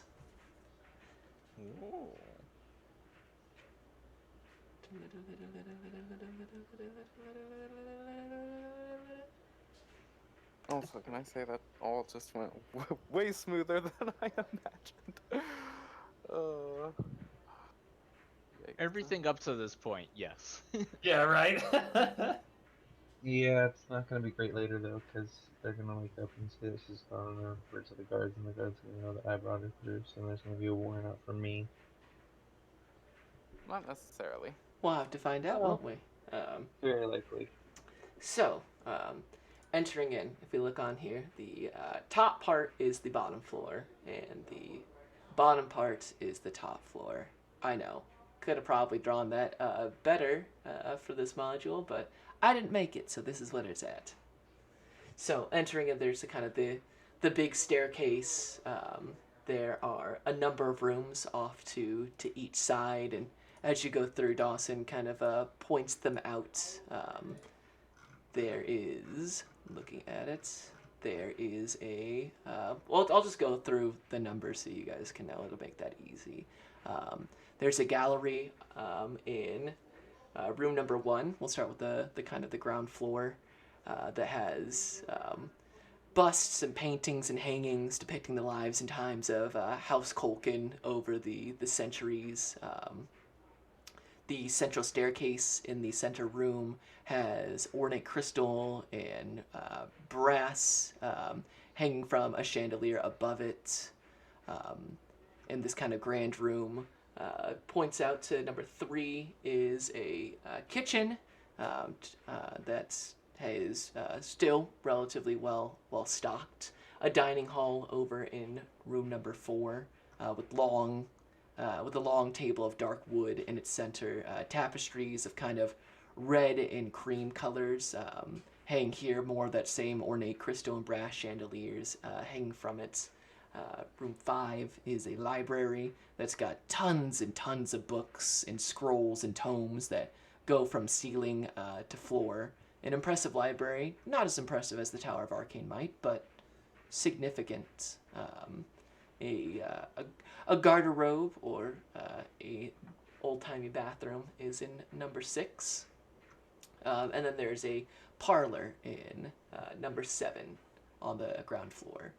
It's a room furnished with a number of comfortable-looking couches and chairs, all of which are covered in sheets, like many other places in here, to keep the dust away. As you guys are kind of looking around, and Dawson is, and here is the parlor. You can see eventually heading down from the stairs, Zora Culkin, in kind of a red and cream colored evening wear. Clearly, she looks uncomfortable in it, and it does have a look that it's been here for quite some time. Her incredibly dark hair is pulled up in a functional but still nice looking kind of bun as she speaks down. Well, that was really fucking fast. How'd it go? I mean, it's good for now, but there's probably gonna be people looking for me in the future. But as far as peacefulness, nobody got hurt unless some dude fell over while he was sleeping. And how are they? She looks down to the woman in the litter that you've brought in. Not great. Kind of just still looks like she's actively burning, kind of. So pretty bad. Yeah, she looks like home. And kind of looks at the woman on the litter, and I've got some rooms upstairs. Would you help bring her up here? Dawson, whatever they want. Are we still stocked up with everything in here? I know it's been a little bit. Yes, Zora Culkin, of course. We've got the whole thing set up. Whatever your guests would require. Thanks, Dawson. And leads you up to kind of the upstairs, where there are a number of rooms, different bedrooms kind of all the way around, each with heavy layers of dust, but large beds and fine-made furniture, however in disuse that they are. As you are led into room number, which one is it? Room number 3. And she directs you and has Dawson assist moving this woman from the litter over to the bed. A few more of these kind of blisters pop, and that smell kind of hits Dawson immediately. Kind of takes the kerchief and puts it over his nose, but you see Zora Colkin doesn't seem to mind as she assists and gets her set up. Looks to you all. And, well, I gotta say, that was pretty effective. Although I was hoping that she'd be conscious, but looking at her, I would not want to wake up to that.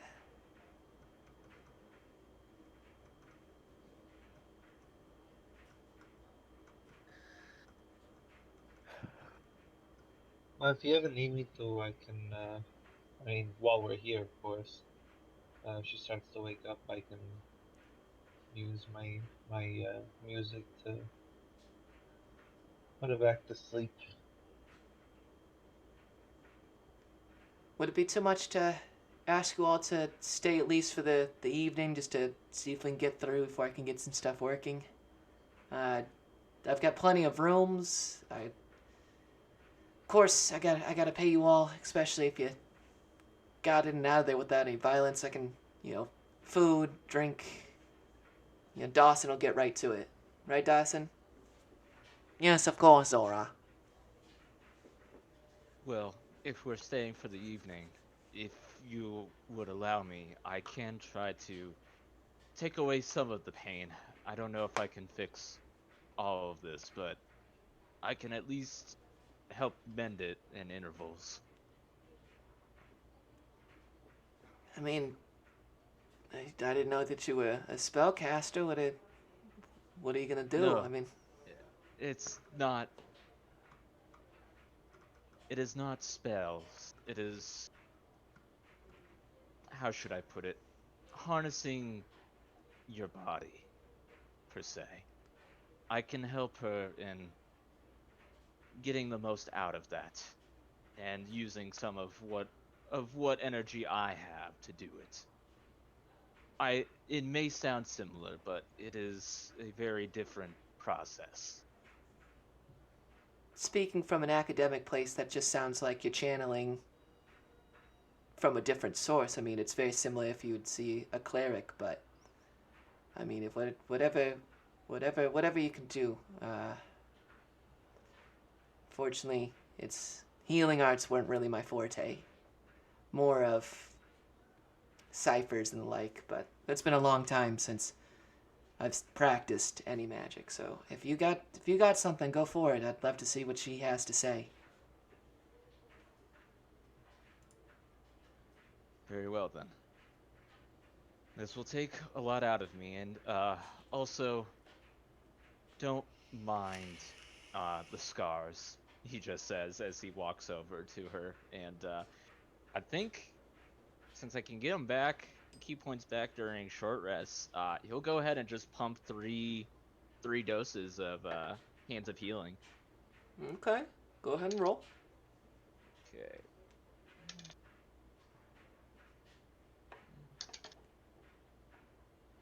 So that's gonna be for 13 health total. You pull the suffering, transferring it from her body. You watch as Rory takes his hands and claps them together, very much like the Ilmateri did, onto this woman's own hands who are kind of resting on her. And you see just Rory's scars become incredibly bright red, irritated once more as they kind of crisscross through his whole body. You can see some of the kind of heat blisters begin to lessen, and there is some improvement there. And the woman's breaths become less labored, deeper, as her eyes open, and immediately begins to scream out in agony. It rocks the room as you hear her scream out in this broken. Her entire vocal cords sound like they've been burned out of fire and ash. Who burns the world? And then as that goes through, there's just like this gargling as blood begins to kind of come up through one side as she kind of begins to shake and shudder. Zork Holken immediately looks to you. It just kind of total bewilderment as this woman is thrashing in pain. I was gonna try and pop the leather piece bite guard into her mouth to see if that's can at least help a little bit. You try to put it in there, but it does not relieve any of the pain by any means. I mean, the eyes begin to roll back in like into her head. I mean, it just rips through this, and because of just the way how she can hear it echoing throughout the house, it's horrifying just to watch this woman wake into half of her entire body burns to now this. I think Jasper's gonna try to restrain her to keep her from hurting herself further. Yeah, you begin to restrain. You can feel as you put hands on there, some of the blisters that are still there, pop underneath your touch, just the frailty of it, which gets another rack of just screams out as the pain goes through and through until there's almost kind of like a shudder and she loses consciousness once again.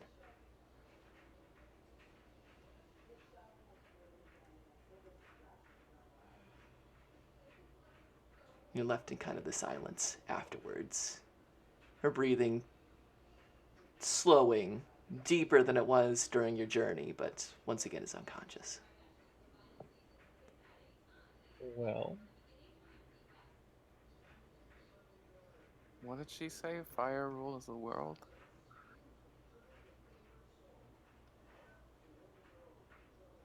What the actual I, fuck? I'm sorry. It will take a lot of time to relieve all of that suffering. I don't know that I can do that anytime soon. I don't think she's ready to be up, even if you could do more.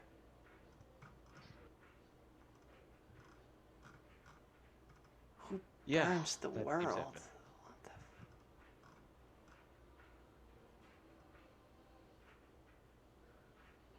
the Laura Colkin, I haven't really introduced myself, but I'm Joe Featherfoot, good friends with these folks here.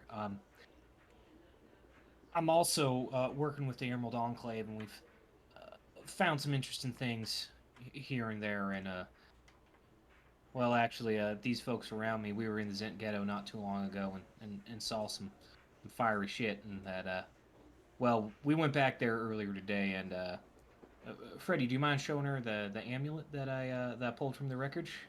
Maybe she recognizes it. sure. She looks at the amulets. Let's see what she knows.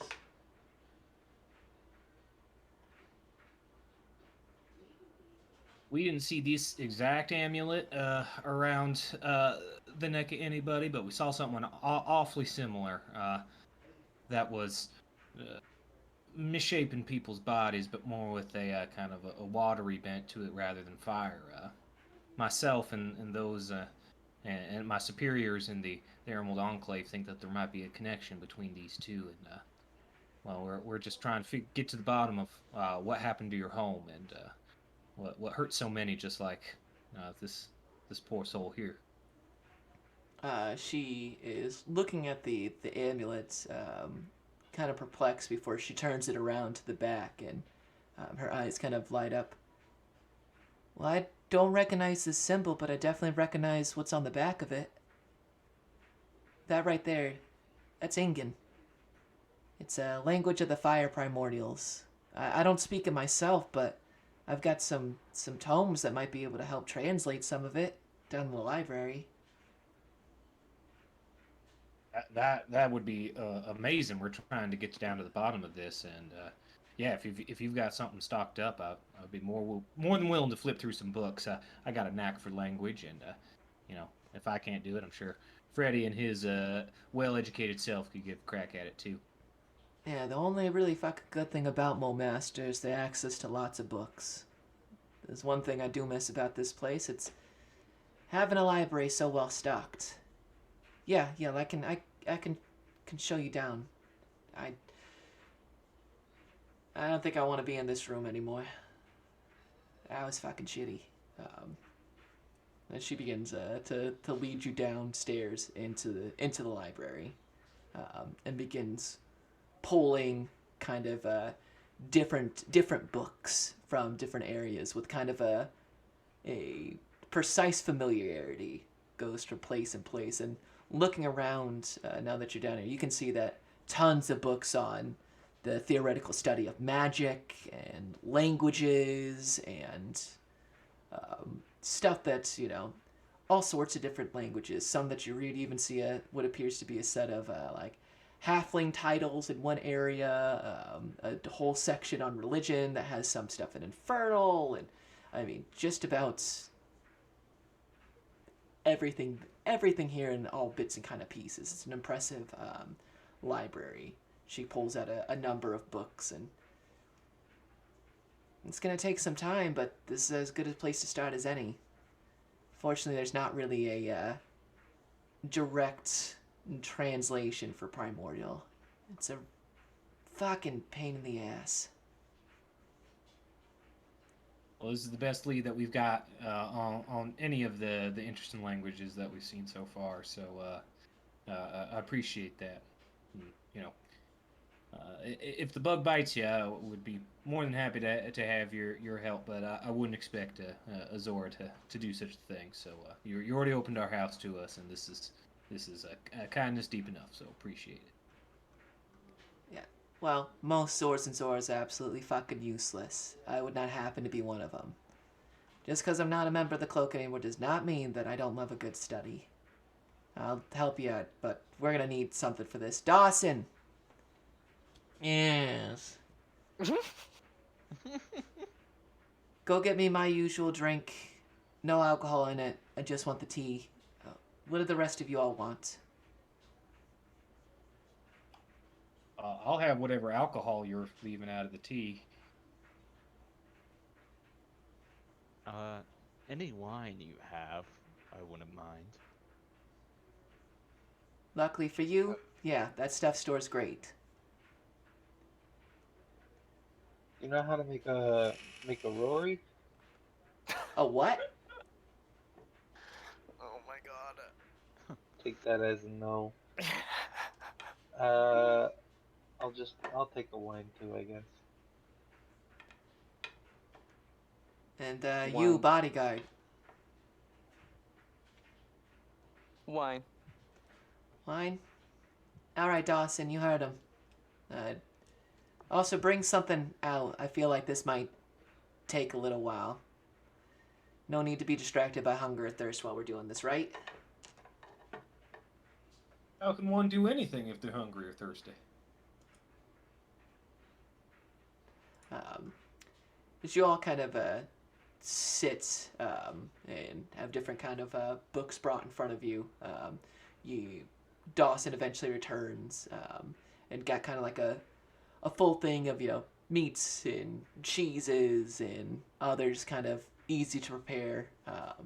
There's a tea placed in front of Zora Colkin and you, Jove, and it comes as incredibly spiced. Just and it's got a little fire to it. You can smell that there's been some sort of liquor added underneath it. For the rest of you, you are served a dark kind of red spiced wine. Equally, just kind of hits you with lots of grounded spices through it. It almost kind of stings as you smell it. And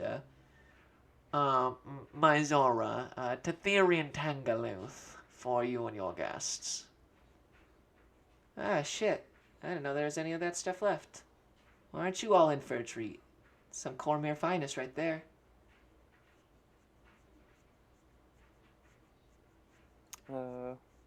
Jasper contains her excitement as she goes for a drink. Yeah. Everybody who is having some, please make me a Constitution saving throw. Nat 20, yo. Oh, Jove, like this tea has it right. That's It's weird because it makes the heat on your inside so warm that it makes your outsides feel cool. And you almost thought it was a mistake because it came out as hot tea, but this is perfect. Rory. that's a nat 20 for Rornak as well. I got a Oh, 19 wow. for a 21. Just a 10 for me again. Yeah, there for you, Jasper Lapis. Not a big fan of the spiced wines. It's definitely high quality, but then you hear in the kind of your head this is what Azora would drink. And it Oh kind my of sours God. it to you, That ruins it. which is You unfortunate. can't like any drinks anymore. I'm sorry. No. However, the No, rest her of mother you, has ruined her. yeah, the rest of you, Rory, you especially, like this finally, like besides the Rornak, like this is wine.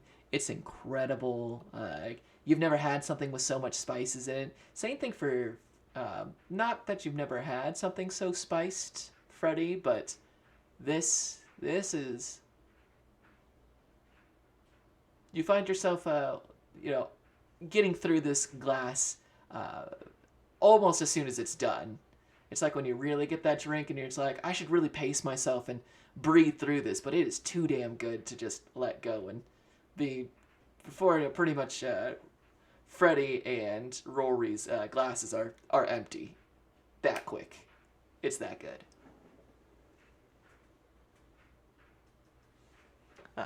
It's not long. You put your glass down and Dawson already has it refilled. No questions asked. Just foom foom back into it. As you all dig into kind of the tomes, I need I need 2 investigation checks and 2 Arcana checks. I'll do investigation. Jasper will help. I need 2. I need 4 rolls. I'll do our Oh, corner. okay. Gotcha. That's fair. I guess I'll do investigation. All right. 7 invest. 17 Arcana.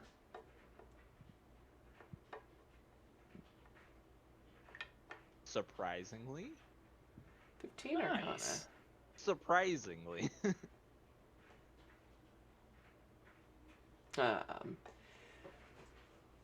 You spend the better part of 2 hours kind of going through this. Jasper and Jove, you find plenty of stuff referring to Ingen and kind of, you know, where it's from and how it's spoken, but less stuff that's helpful for translation. You do kind of start to recognize like, oh, this is what primordial is, and like some you know, stories and everything, but nothing great. Freddy and Rornak, during your kind of search through, less trying to find translations and more trying to find, you find 2 things of note. One, Freddy, you find a Chandrathian rune that is the same one that you saw on that woman, and it means fire, which you're not incredibly surprised about. Rornak, you do find another. You do find the symbol that was on that necklace, belonging to the cult of, I believe it's the Eternal Flame. Followers of Imix, an Archelemental of Fire.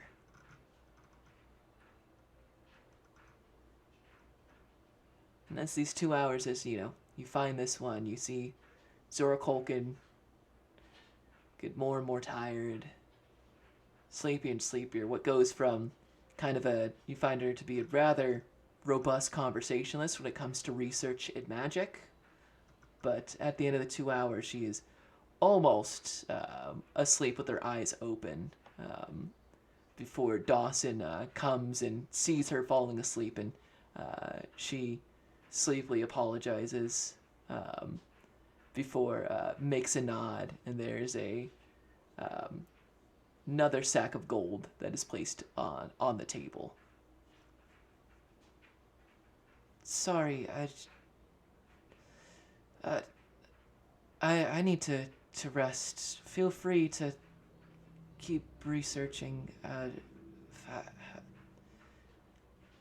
I'll speak with all in the morning.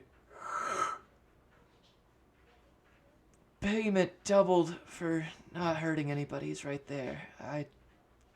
Dawson, will you help me to my room? I need to sleep this off. As Dawson escorts her up to her quarters. It's left with the four of you as this information is dropped on you.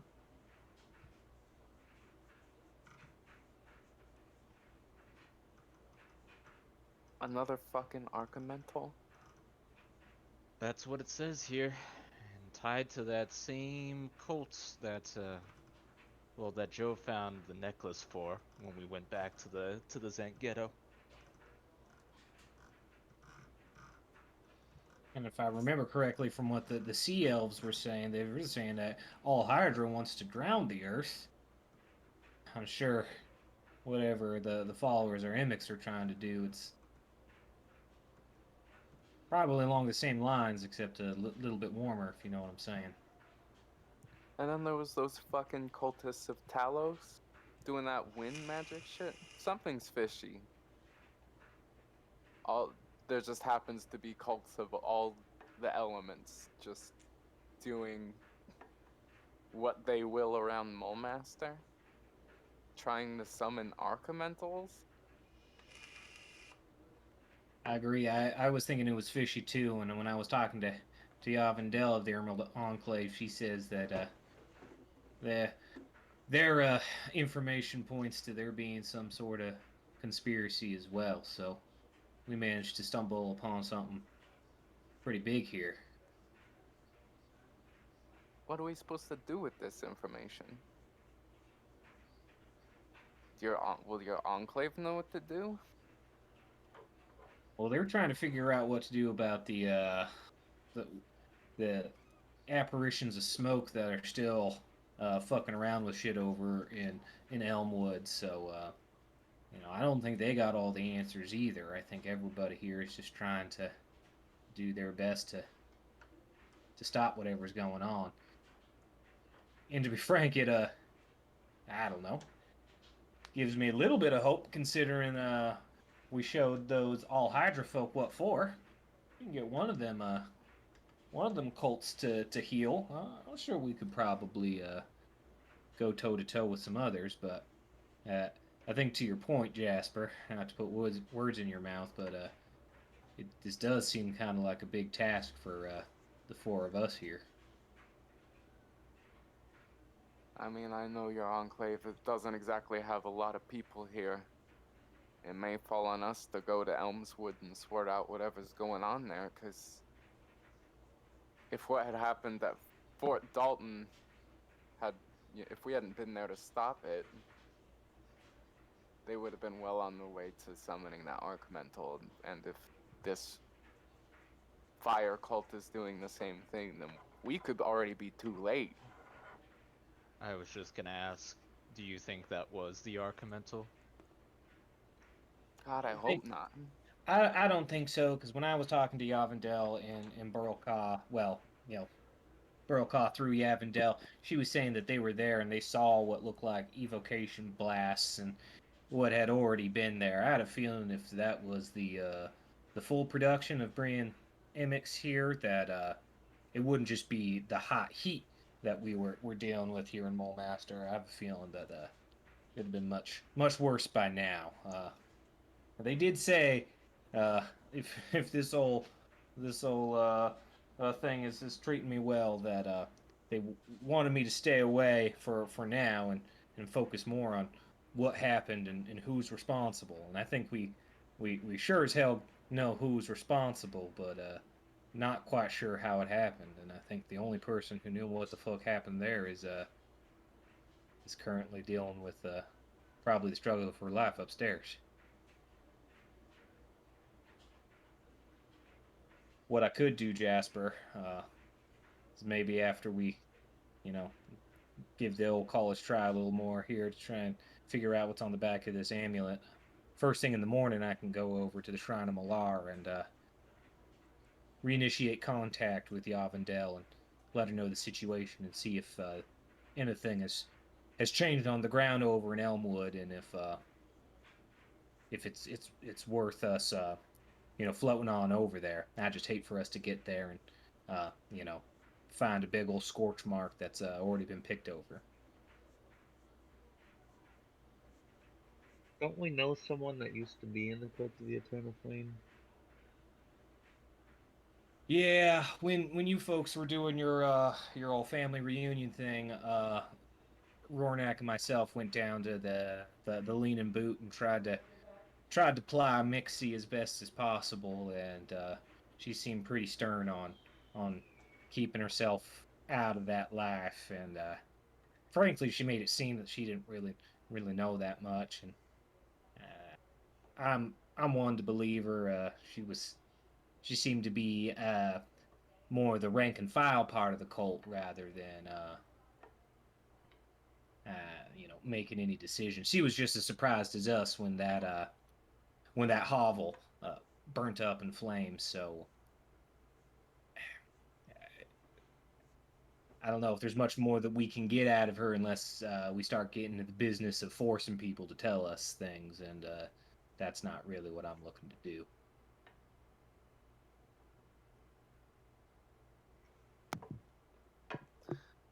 Yeah, I think you should, check with your people tomorrow, and we should probably prepare to make this trip ourselves. I don't feel comfortable waiting around for the soldiery to putz around. Again, if it wasn't for us at Fort Dalton, the same thing would have happened over there, so I think the only people we can actually trust in this fucking city are the people in this room. 100% with you there. Well, in that sense, things haven't really changed a whole lot. True that. Alright. I think we should probably get some rest.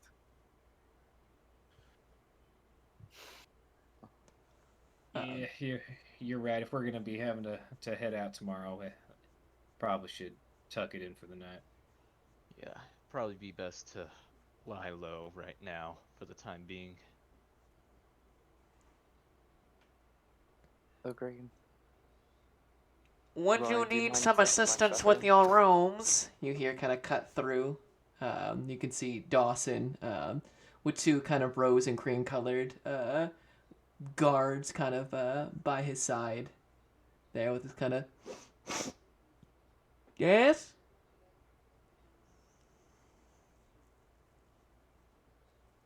I'm sorry, Dawson. I couldn't hear you through your accent you got going there. Were you asking something of us? Would you like to be shown to your rooms? Oh well, absolutely. Looking at the map, the woman that you guys have brought to the Culkin estate, she is in room number 3.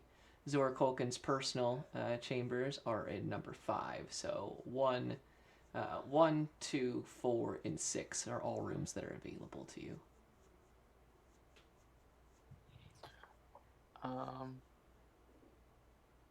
Jasper will take 6. Gotcha. Jasper's in 6. 4. 4. Freddy's in 4. I'll take 1. 1. And Joe, you're taking 2? Yes. Yeah, each room is incredibly well furnished, albeit pretty dusty in here.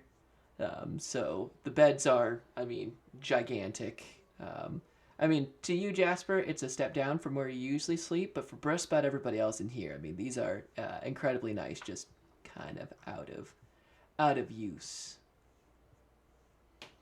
As you all kind of begin to bed down and head to sleep. Is there anything anybody want to do before we bunker down for the night? Dawson makes his rounds and, asks if there's anything else you need, of course. I think Jasper's gonna just leave her adventuring stuff here and go back home. If that's alright with Dawson, I guess.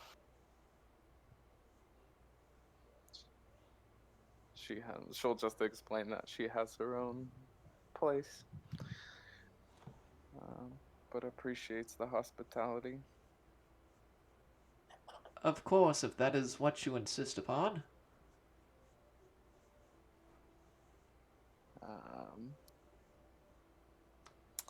Yeah, she'll make her exit with that. Yeah, you,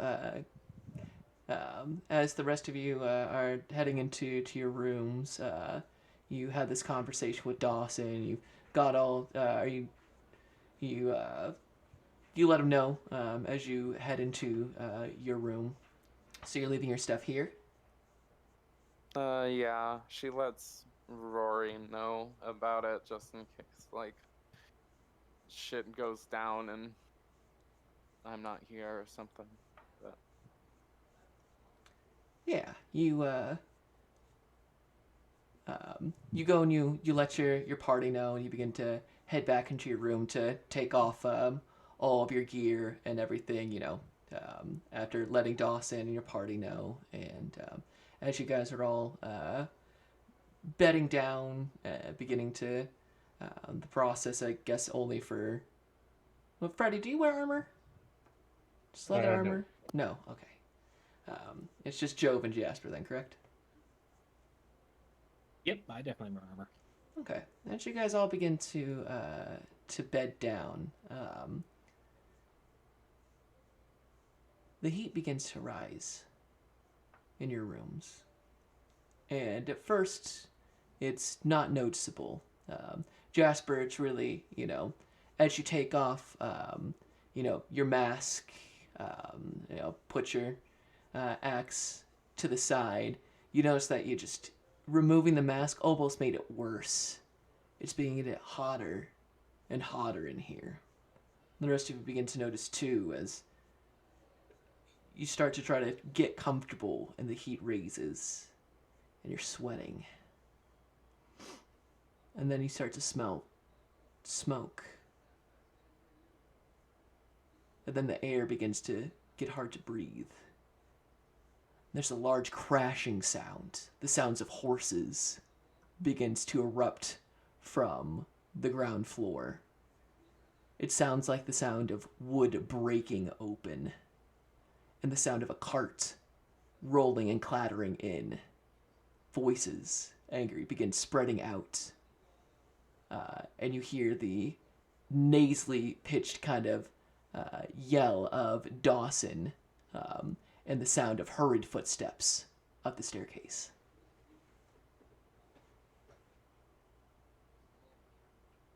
Party, what do you do? Are we in our rooms at this point? You currently are in your rooms. Yeah, Rollerneck is going to spring right out of bed and open his door and start heading to the hallway. Same. out of curiosity, is this while I'm still like taking my armor off here? This is as you are beginning to take off your armor. Okay. Okay, cool. Then yeah, she runs out.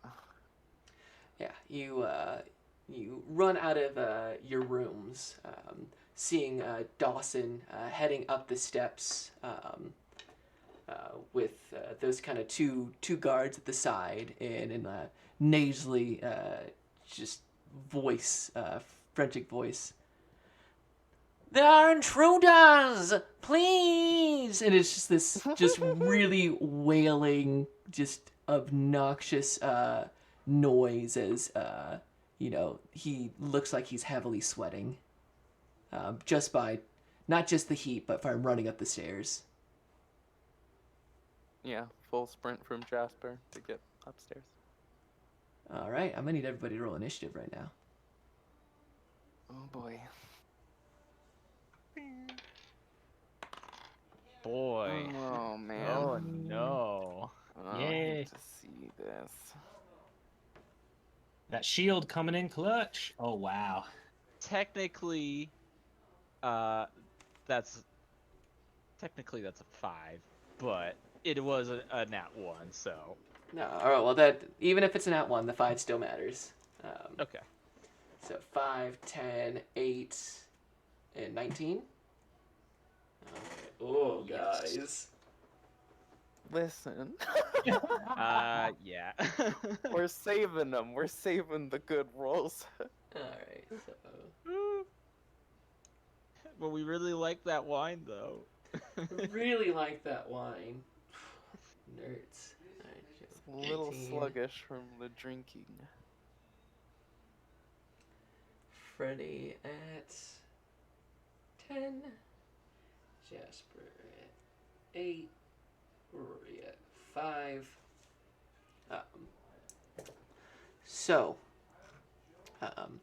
As Dawson and the guards head back towards you, heading towards the woman's room, and Dawson looking pointedly over to Zora Culkin's own chambers. You guys are each standing in front of your room. So I believe that was with Jasper in front of 6, Freddy in front of 4, Jove in front of 1, and Rory in front of 2. Mm-hmm. Yeah. I was in 2. Okay, with Jove in 2 and Rory in 1. Yeah. For moving from one room to another to enter it, because this is a condensed map, it takes 2 full rounds to do, except for Rory and Jasper, who it takes 1 because of your superior movement speed. However, you can choose to speed this up by being creative. So if you find a faster way to get through than simply just running, you may, but it takes 2 rounds for Jove and Freddy and 1 round for our speedy folks to move from place to place.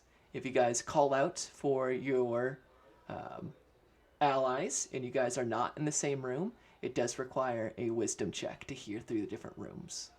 So, as you guys speed out, taking with, I assume you all are heading towards the noise. Yeah. So with Rory and Jasper making it around before, and then followed by Jove and Freddy. What you see is that through these large doors, a cart has crashed through the front doors. You can see there's a number of empty cages that have been unlocked. There are 2 horses who are panicking. As you can see, bits of the cart have now begun to alight. And moving through, you spot not 1, not 2, but 3 of these serpentine like creatures, except they're bright red, they're throwing off lights, and as they snake through the kind of lobby, this grand room, they begin to knock into all these tapestries and other fine silks and cloths as they begin to smoke, and one of them begins to catch flame. So, during this first round, with Jasper at 8 and Rory at 5,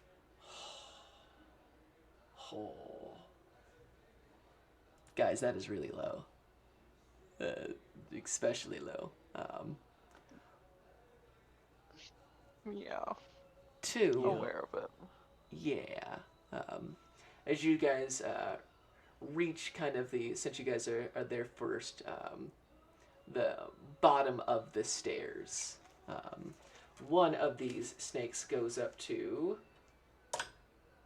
Rory and begins to make one bite attack as it goes across. That's only a 7. As it goes up and it moves, you can see its body burning the ground as it touches. It's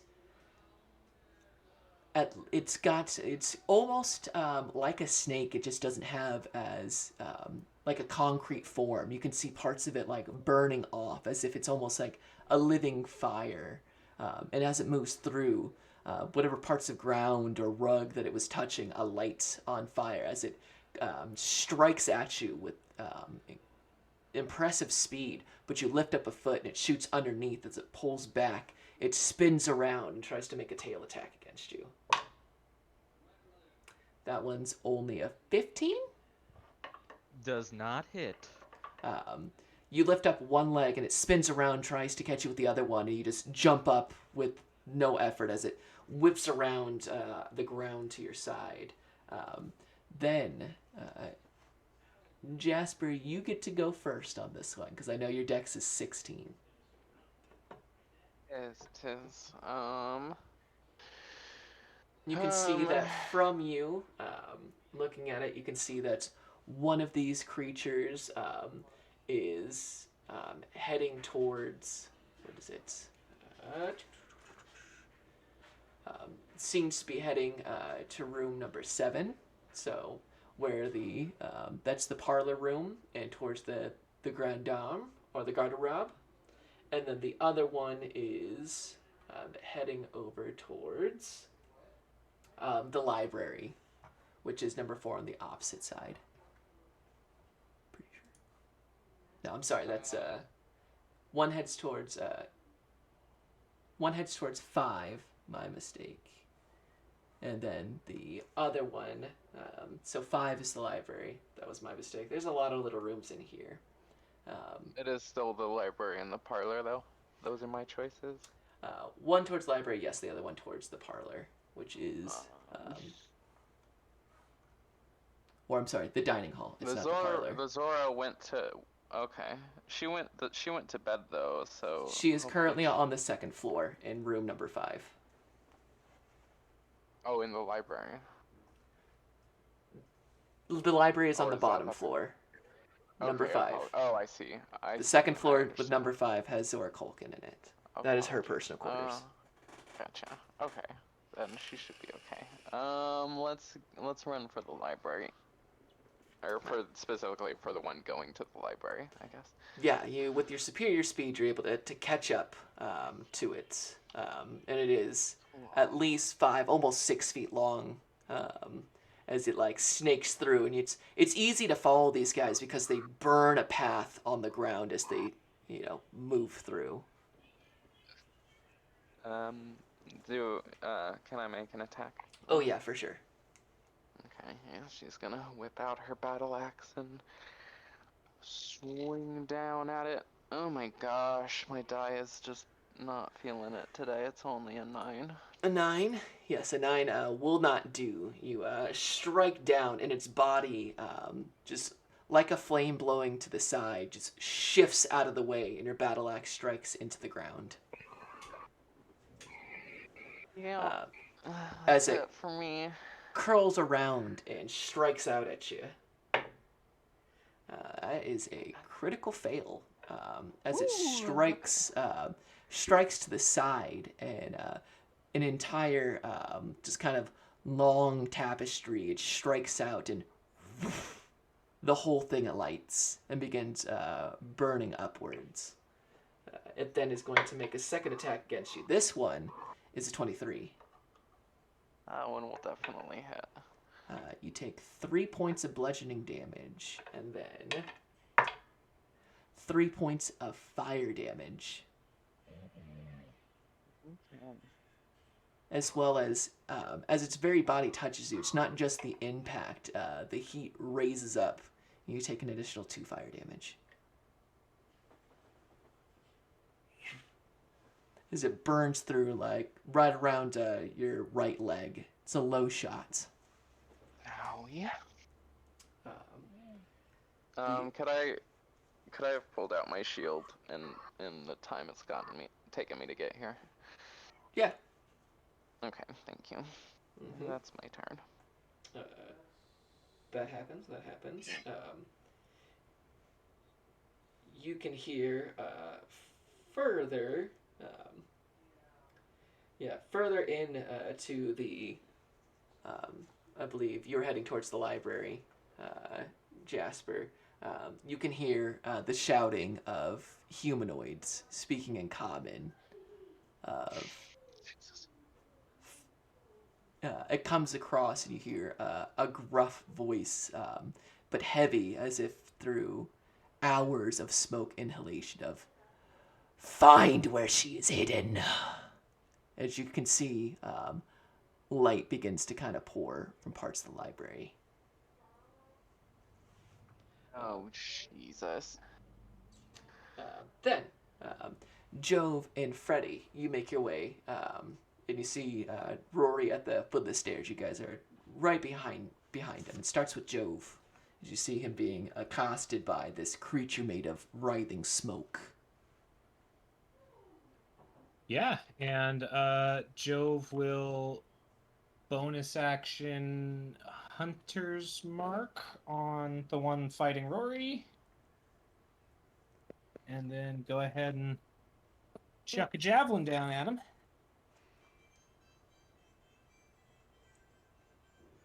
And that is a nat 20, y'all. Yeah. Hell yes. Let me get some d6. Oh, let him get some D6s. Some Dixes, Oh. if you will. All right, so we've got. I had something for this. Ooh. So that is going to be 12, 16. That's going to be 26 piercing damage. And this is with your regular javelin. This is regular javelin with Hunter's Mark. With Hunter's Mark? Yeah, it strikes true, Jove, and you see the javelin strike all the way down. The flame kind of bursts out from it for a moment. However, its body forms around the javelin and begins to burn through it, still making its way through. You know you hit, but you hit a thing living out of fire. It just doesn't have the stick that you were hoping for, even with such an incredible shot. Gotcha. Then Jove is going to. He's actually going to kind of stay up on near the top of the staircase, because I'm sure he heard the yelling of people coming in and all of that. So he's gonna chill there for now. Gotcha. Then after Jove is the very same fire creature as it is going to make an attack against you, Rory, as it swings around you. That one is an 18. That will hit. You take 3 points of bludgeoning damage and 5 points of fire damage. As the actual strike whips around and gets your leg this time and burns, and as it makes contact with your skin, it's like it flames up, and the fire begins to burn. However, it moves right past you and begins to follow. I will take. Go ahead and make I the will attack take of the opportunity. attack of opportunity. Of course. Nice. That is a 24 to hit. A 24 does hit. Ooh, and you. Why am I suddenly spacing on this? You add your modifier on that one, right? Yes, you do add your dexterity modifier. Okay, two-handed on the staff. That is max damage for 12. Nice suit. For 12 12. bludgeoning. Yeah. Totally bludgeoning attacks. You strike down at this creature, Rory, and it's you make this strike, and as it goes for Jove, it's what would have crushed its head were it a normal creature. You just get that kind of perfect staff strike down as its body goes long to strike towards Jove, and you get right through it, like snuffing out a flame. However, the fire rears up and sears your hands. You take 6 points of fire damage. Oof. Don't like that. However, it does. And you can see a long black line. And Jove, I mean, this thing is inches from your face before striking two, before just like the very front of Rory's staff just barely misses you. You can feel the thing of wind and heat move forward, but is slain in front of you. Then Nice. it is Freddy. Okay, so how many baddies am I looking at? You're looking at, you've got 2 medium-sized baddies. So there's one. So one just got slain by Rory here on the stairs. There's one that Jasper is engaged with over heading towards 5, which is the library. And then another one is heading into 4. Okay. So you see those 2. And they're easy to spot. They're creatures made out of fire. Are they within, I believe, 40 feet or something before? Yeah, 40 feet of each other? Of each other?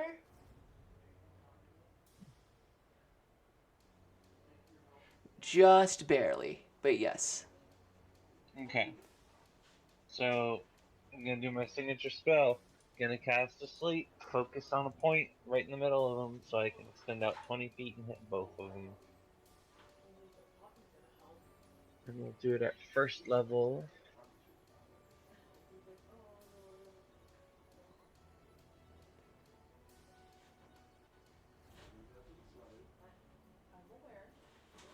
Jesus.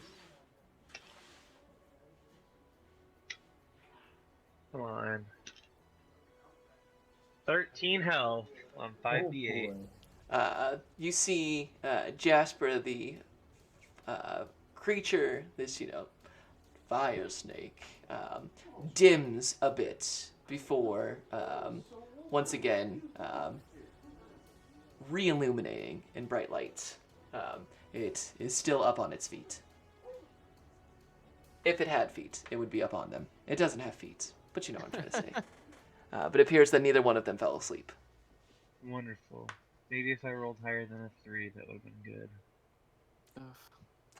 Rough. I had one roll higher than a 3, but yeah, most of them were 1s and 2s. Then I guess I will Bardic Inspiration. Who gets it? We're gonna send it to... Let's see who's fast. You're fast. Rory. I send a little Johnny scampering at ya. Thanks, little Johnny. I'm gonna say, snuff these little monsters out. All right. Then it is Jasper. Okay. We're gonna use the bonus action here to heal. Do my second wind. Nice. That's healed back to full. She's gonna make an attack roll on the guy in front of her, or the elemental.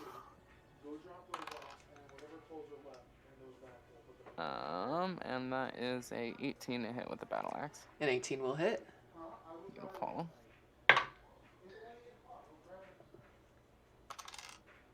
That is going to be 10 slashing damage. 10 slashing. Yeah. This cuts through, and it's a clean cut. Like, you cut this thing in half, and half of it seems to to dissipate. The heat almost sucked into your axe. However, that heat travels all the way up and burns your hand. You take 3 points of fire damage. But it is significantly smaller after your strike. Okay. She's gonna utilize the fact that she just attacked that one to move on towards the library to see what the fuck is going on in there. Yeah, with since you have mobile, you don't take an attack of opportunity as it doesn't really scream. It just makes this kind of violent, low crackling noise as it kind of writhes from being cut in two. As you make past it, you look into the library and you see four individuals in there, all wearing what were once looked like red robes, like red and orange, but are now covered in soot and ash, giving them almost a black and gray kind of appearance, being led by an individual who has that same necklace that you saw Jove brought to you from the Zent ghetto, hanging around their neck. Currently seeing the books on the table and putting their hand on it and beginning to light them on fire as it begins to spread across the books that you had been researching. She yells out, "They're up here!" And she's gonna go ahead and get that second action. I cannot think of the feature off the top of my head. Action surge? Action surge, yes. Okay, you could use your action surge, I believe, because that gives you the extra attack, correct? Yes. To move from there for one room. Do I need my bonus action to do that? I don't believe you do. I think it's a free action for action surge. For action surge? I don't believe that's a bonus action. Yeah, I think it's free I action. think it's Okay. just a free action. But let me just double check, make sure that we're doing this correctly. I don't want to break the rules here. Action surge. But boy, I would sure love an extra action. You can take one additional action. Okay. So the books are already getting burned, you said? Yes, while the individuals around, they're going to bookshelves, and they each appear to have like a torch in hand. This individual does not have a torch in hand. There's one singular who's puts his hand onto the books, and they begin to alight. Damn. Do they seem to give a shit that I'm standing right here, or do they seem to be prioritizing the book burning? They seem to be prioritizing the book burning at this moment. They almost, each one of them has a huge just smile plastered on their face as they begin to light this library on fire. Fuckers. Alright.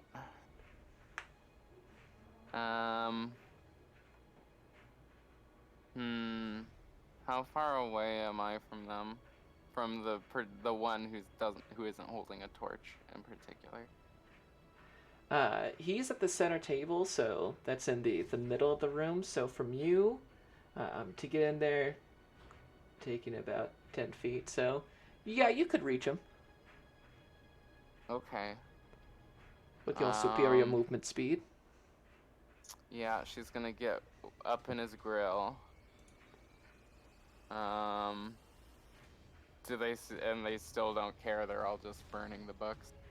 I mean, as soon as you get in his grill, it depends on what you're gonna do next. Like, you can get there, it's not their turn, so they haven't moved yet, but... Right. You know, to paint the scene, you are running into a library that's being actively put on fire with 4 combatants in there and a snake made out of fire behind you. Right. Yeah, that's you phrasing it like that helped me out. She's gonna use the action to take a dodge action. Okie dokie, you take the dodge action as all attention turns to this new combatant who has just entered in. The individual looks from the from the books, and there is a instead of a beard of fire, it's the eyebrows on this one. And looks to you, and just a teeth full of what should be whites are now red and seem to almost like chewing on a thing of fire. Great. Great. So that is Jasper's turn. It is now Rory's turn. Alrighty, so quick question to Dom, just to situate to make sure I understand it all. When we were researching earlier, would that have counted as a short rest or no? You guys spent a good chunk of two. I will give it to you. Okay. That was the difference between key points or not, so I just wanted to check on that. So, alright. Yes. I will say with the success of your roll, that will give you the short rest you require. Between the fantastic Constitution save, the very good Arcana save, and the amount of time it took to research and then make your way up there, I'll give you the short rest from you using your key points on the individual that you brought here. Okay, appreciate that. Thank you. So I know we took out the one that was just by me. Is the closest one to me that like kind of smoked figure, or one of the other serpents? That individual, as they was the one that shot by you. You slew that one. From what you can see the lights of one that Jasper chased out after, and then another one who is about to make their way into room number 4, who is snaking away, who hasn't been engaged with yet. Gotcha. I will take off after that one then, off the one heading towards 4. Gotcha. Alrighty. You can make it with your 40 feet of movement speed. You make it there. Nice. So I will take an attack at that with the staff. That is not gonna do. That's only a 3. Rory with his bonus action, 'cause health's a little low. I am gonna channel some of that Hand of Healing into myself, actually. So we'll try and heal myself a little bit here. For 4 hit points. 4 hit points. Gotcha. Gotcha. Looking past this now, Rory, you can see that in the room,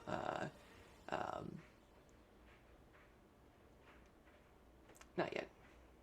So it's actually its turn. It's going to make 2 strikes against you.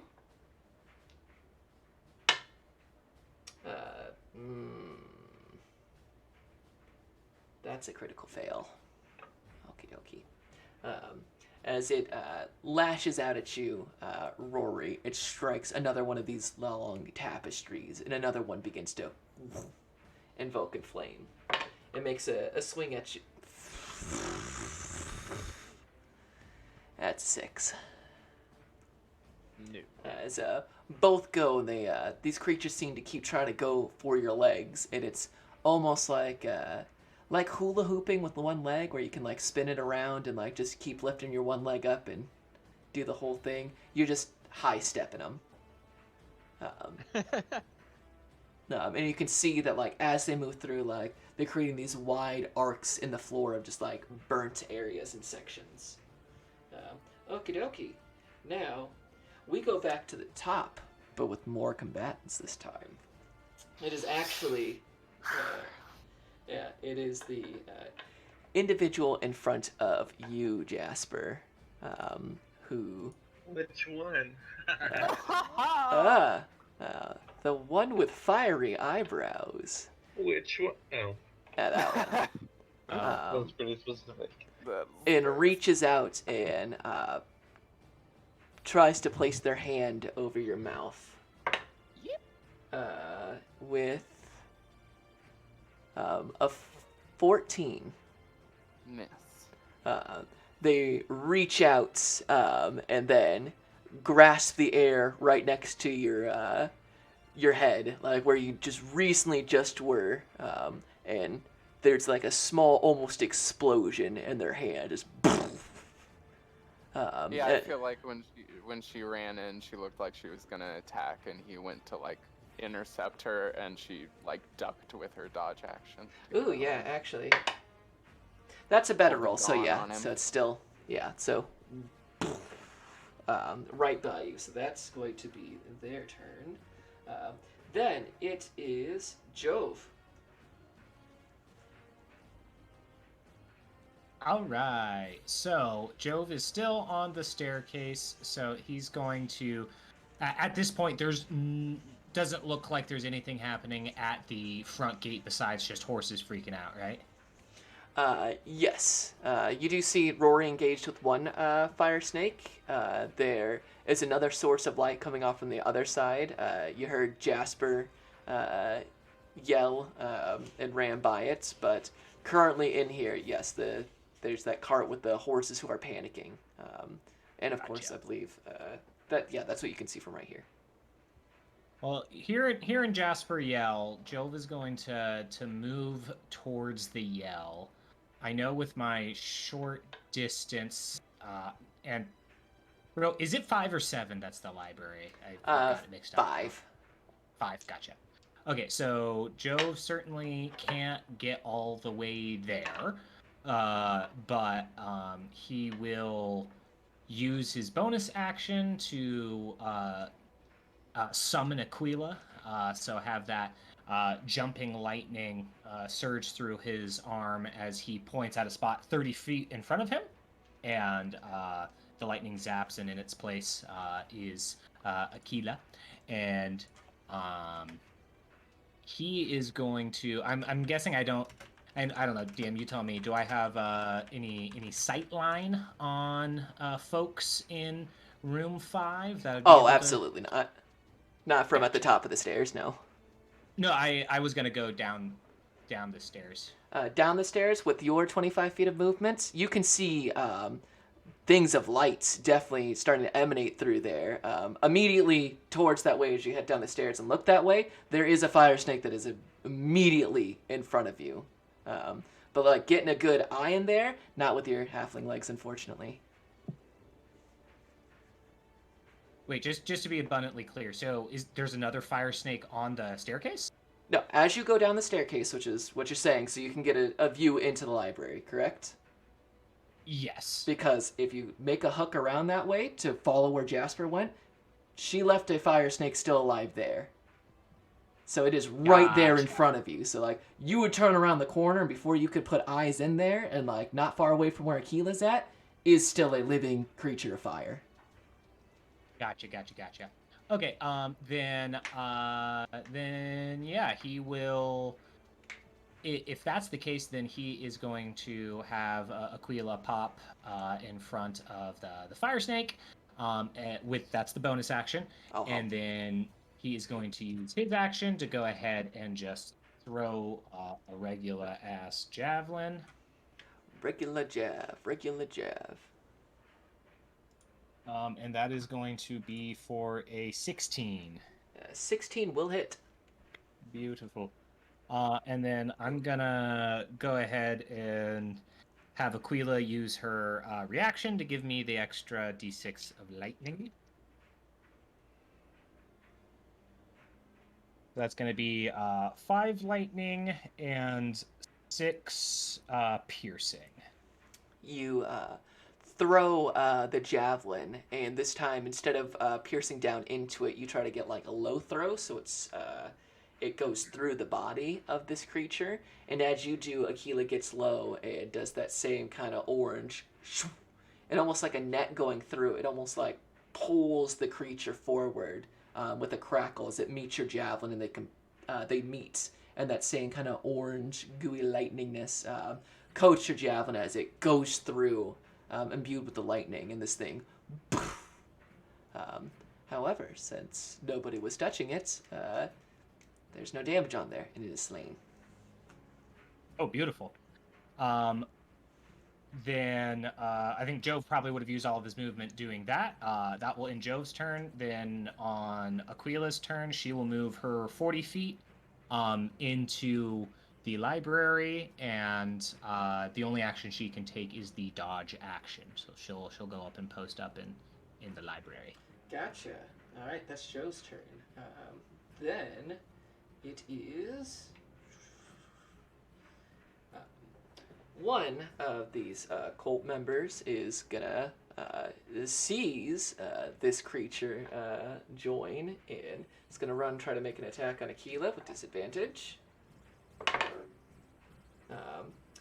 Ooh, a 15 and 18. Plus The 18 hits. Well, it's Oh, I with guess- it's with disadvantage, but those are the flat rolls without any proficiencies added to it. So the actual hit is 18. 18 hits. 18. All right, as brings down this torch onto Aquila. She'll take 1 point of bludgeoning damage and 3 points of fire damage. Beautiful. Yeah, and you hear Aquila hiss out, and it's a play on the word bim, and it's like it starts to be something, but then there's no it starts becoming formal. Then it really does turn into kind of a hiss and a growl. Like tried to say something clever, but then burned, and snaps her back into it. Then that's their turn. Then it's Freddy. Alright. I'm gonna make my way towards the library. Gotcha. And I don't make it there yet, right? No, not yet. It's gonna take a second round to Okay. get there. How beat up does Jasper look? From where you're at, you don't have eyes on her. Oh, I thought she like just made it in. No, she is deep in there. Yeah, She went into it. Oh. I went a little crazy. Well, then can't do that.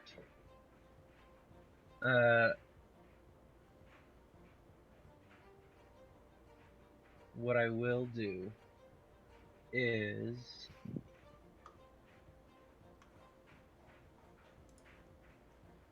that's a bonus action. Okay. Can I see any enemies from where I'm at? Because we just killed the snake that was in the. Yeah, as you're heading down the stairs, you can see the snake that's in front of Rory, and this thing is just lashing out and lighting all sorts of tapestry on fire. It doesn't look like Okay. Rory's taken a hit, but he is deeply engaged Yeah. with it. Other than that, just the horses in the front, and those horses, they're panicking. They're not combatants. Yeah. How beat up do you look, Rory? I'm a little bit above half health right now. I'm at 14. Okay. So what I'll do is I will do my other signature combo. First thing I'll do is cast a Vicious Mockery at the snake. That's We're a about 9. to put you in the hot seat. And that's a fail. And he takes... I appreciate the one pun, d4 though. out. Thank you. Takes 3 psychic and has disadvantage on its next attack. 3 psychic. That's important. Disadvantage on the next attack. Also important. Yes. And then I will also cast a healing word at Rory at first level. Thank you. Booty. Lord have mercy. Another 1. Ugh. At least it's 4. Hey, I have 8 more hit points than I did a round ago, so I'll take it, man. Mm-hmm. And you send that over.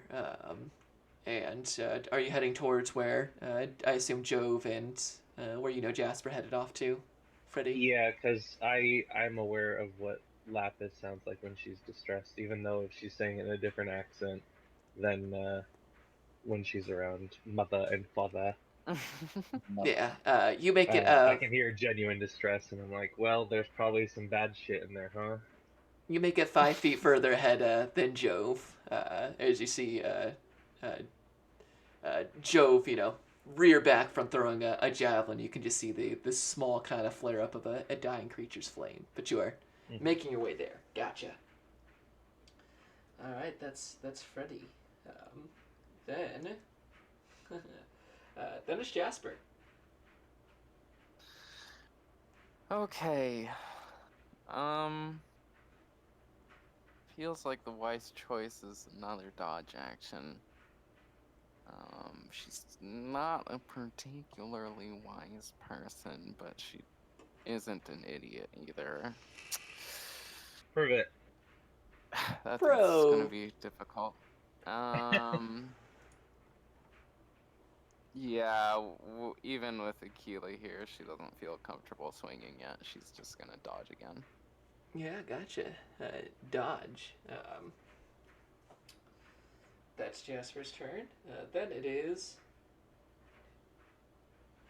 Actually, out of curiosity, would I have enough space to kind of get around the other side of this guy directly in front of me without taking opportunity attacks from people? You could strafe him for the time being. Yes, it's just you and him. Okay, cool. That would put him closer to the So, entrance and you wait. behind him. So all these other people, only like one of them attacked Tequila and all the others are just still doing their thing, basically? At this current moment in time, yes. Then she is gonna swing if they're not like rounding on her. Yeah, go for it. If that's okay, thank you. Just means you don't have the dodge action. Gotcha. Yeah, I know. Yeah. It's a 15 to hit. 15 to hit on this individual. That hits. Oh, thank God. That would have been monumentally stupid otherwise. It's only gonna be 6 slashing. 6 slashing. Gotcha. 6. And that'll be it. All right. Then it is 2 of the individuals in here who now do notice you, Jasper. God damn it. It is not their turns. As Jasper, you suddenly find yourself surrounded on 3 sides as they thump, thump, thump. Wait, why didn't they act after my last turn? They didn't go in initiative. They were already doing stuff. Damn it. I mean, not just gonna watch you lop on their dude the whole time. I don't know. That's fair. That's That's super fair. Go ahead. Alright, they're gonna bring their torches down on you. Each one's gonna make a strike. The first one's only a 15. Well, that's a miss. That's good. Shields it. Yeah, that second one's a 22. That'll do it. Alright, that is 3 points of bludgeoning and 4 points of fire damage. As this one, you dodge, the and strike the individual with the eyebrows of flame. You can see the light first, and you move to the side as one torch slams against the table. However, that kind of puts you in a sandwich as this other individual comes up and gets you with another one. And you feel the torch burn into like the back of your right thigh, just as you feel your armor heating up with it. Then it is Rory. Alrighty. Well, I'm going to attack the one that I'm engaged with right now. Would you believe? I would believe. Yeah. Remember, you have Bardic Inspiration. Thank you for reminding me that. As I just totally lost my die. I rolled it straight across the whole. What's that? Nat fucking 20? Yeah, right.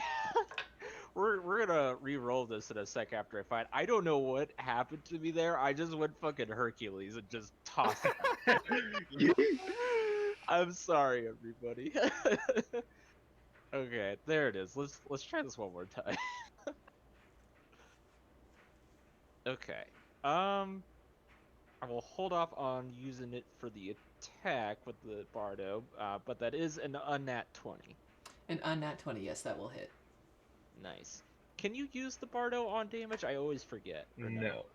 Okay, it's just to hit or Attack rolls, or saves, or skill checks. saves abilities. Yeah, makes sense. Don't you have a mote of inspiration you can use when you get bardic inspiration that can add to damage? Not to step on you, but I thought that was part of your College of Creation So features. the mode of potential, Yes, that's it, mode of potential. it depends on what they use the bardic inspiration on, and it's if they use it on an ability check, attack roll, or saving throw. If they use it on the attack roll, Johnny explodes and does more damage after a con save. Got it. Thank you for Oh, letting me in the party now. that makes sense. Thank you. Okay, Yeah. I thought there was damage attached to it. That makes As sense. did I. I was If like, they use it on the attack roll, then Johnny goes and tries to bomb them. Okay. So it's decided what it does. A when John you bomb? use it. Yeah, John bomb. Cool. John Bon Jovi. Someone so I make left. the edit. That's why I left it there. You know. Okay. Let me roll damage on this. Jeez. That's another max damage for 12 on that Yikes. one. 12. And then we'll go ahead and take the bonus attack. I will use the Bardo on this one. Okay. And I rolled as low as possible. Great. That's a 12? A 12 does not hit. Nope. Okay, The- make a con save.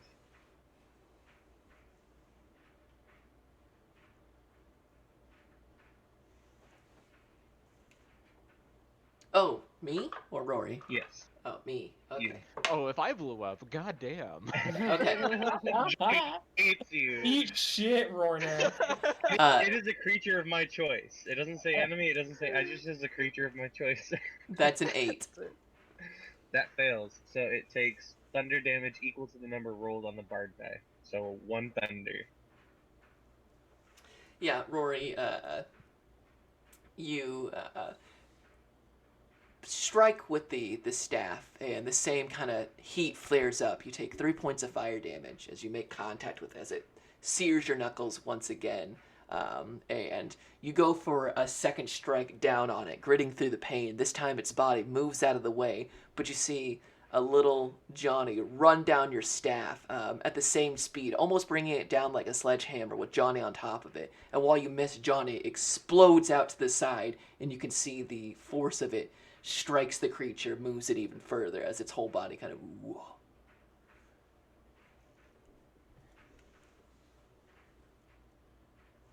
All right, that Good is... stuff, Johnny. Yeah. Now it's its turn, as it's going to make, with disadvantage, 2 attacks against you, Rory. Alright, that's a 13 on the first one. Nope. And the second one, that's even lower. Yeah. You can see as it goes to strike, there's another, like, pulse of almost thunderous energy that, like, makes it almost like twitch out of place. You can see parts of its body won't condense enough to make a strike. It's almost like the flame expands. It just can't seem to hold itself together to strike you properly. As you see that kind of, pink for you, Freddy? Because mint green is for heals, and then pink is for damage. For Vicious Mockery, yeah. Yes, there it is. As you see kind of that pink run through this creature. Then it is the last remaining dude in that room. There's no place for him to go there, so he's going to...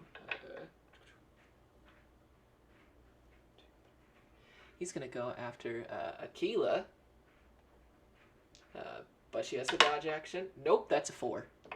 This time Aquila is ready for it. As a second torch goes down to swing at her, she moves closer in, almost like a dog lean, into her assailant's legs, and it strikes the torch right in front of her. She dodges. Then, back to the top. with the man Whoa, with. Jason. Whoa, Jason! Nice initiative, Pack. Oh my god. Then it is that individual's the dude with the brows, the fire brows, if you will. He is going to. Firefox browser. Ah. That was really good. I'll give you a +1 for that. That one. Yeah. I didn't give it for the John Bon Jovi, but I'll give it for that one. That's pretty good. Worth it. Worth. He sticks his hands forward, and there's a flash of light. Jasper, make me a wisdom saving throw. Oh, it's the thing she's bad at. God damn. Great. I'd sure love to roll above a 10 today. 6. That is not gonna. Sorry, 5. Oh, well, 5. That's worse. So no. The flash goes through, and your whole world turns to white and red, and you are currently under hold person. Oh, no.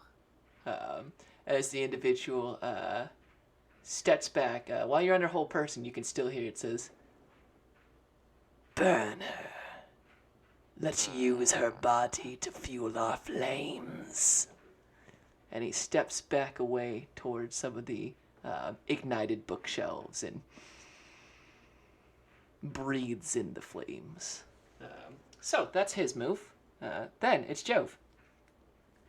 Jove is going to continue his way towards the library. He doesn't necessarily want to enter it if he doesn't have to. So he wants to get line of sight on Browse. On Browse. Yep, on this turn you can indeed get a line of sight on Browse.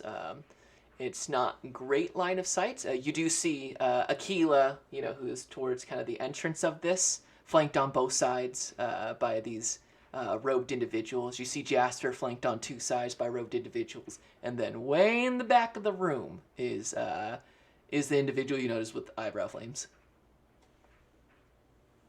Gotcha. Okay. If that's going to be hard to hit him, then I will bonus action, because I'm still concentrating on Hunter's Mark. I will move my Hunter's Mark.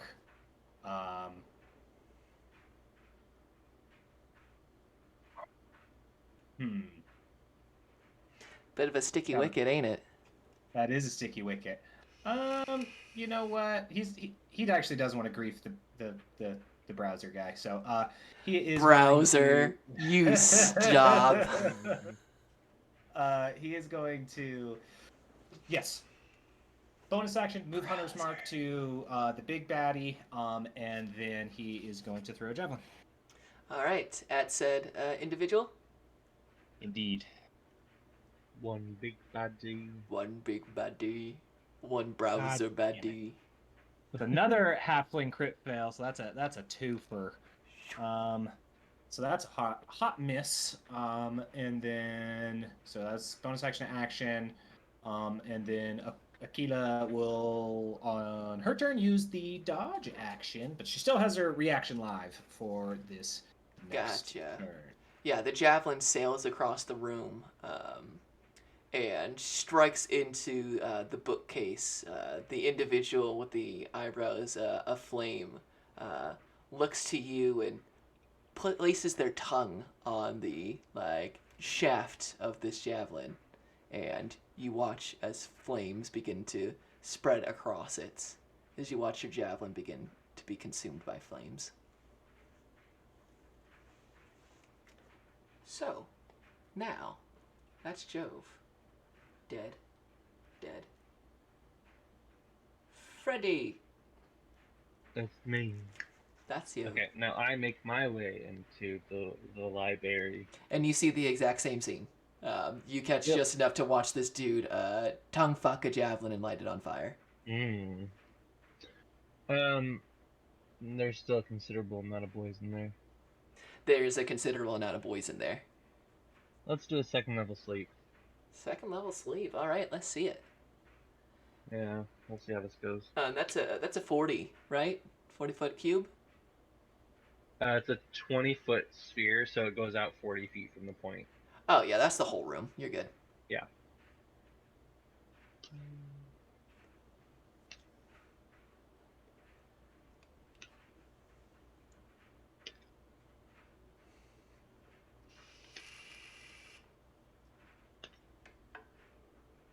$31 hit points worth. 31 hit points worth.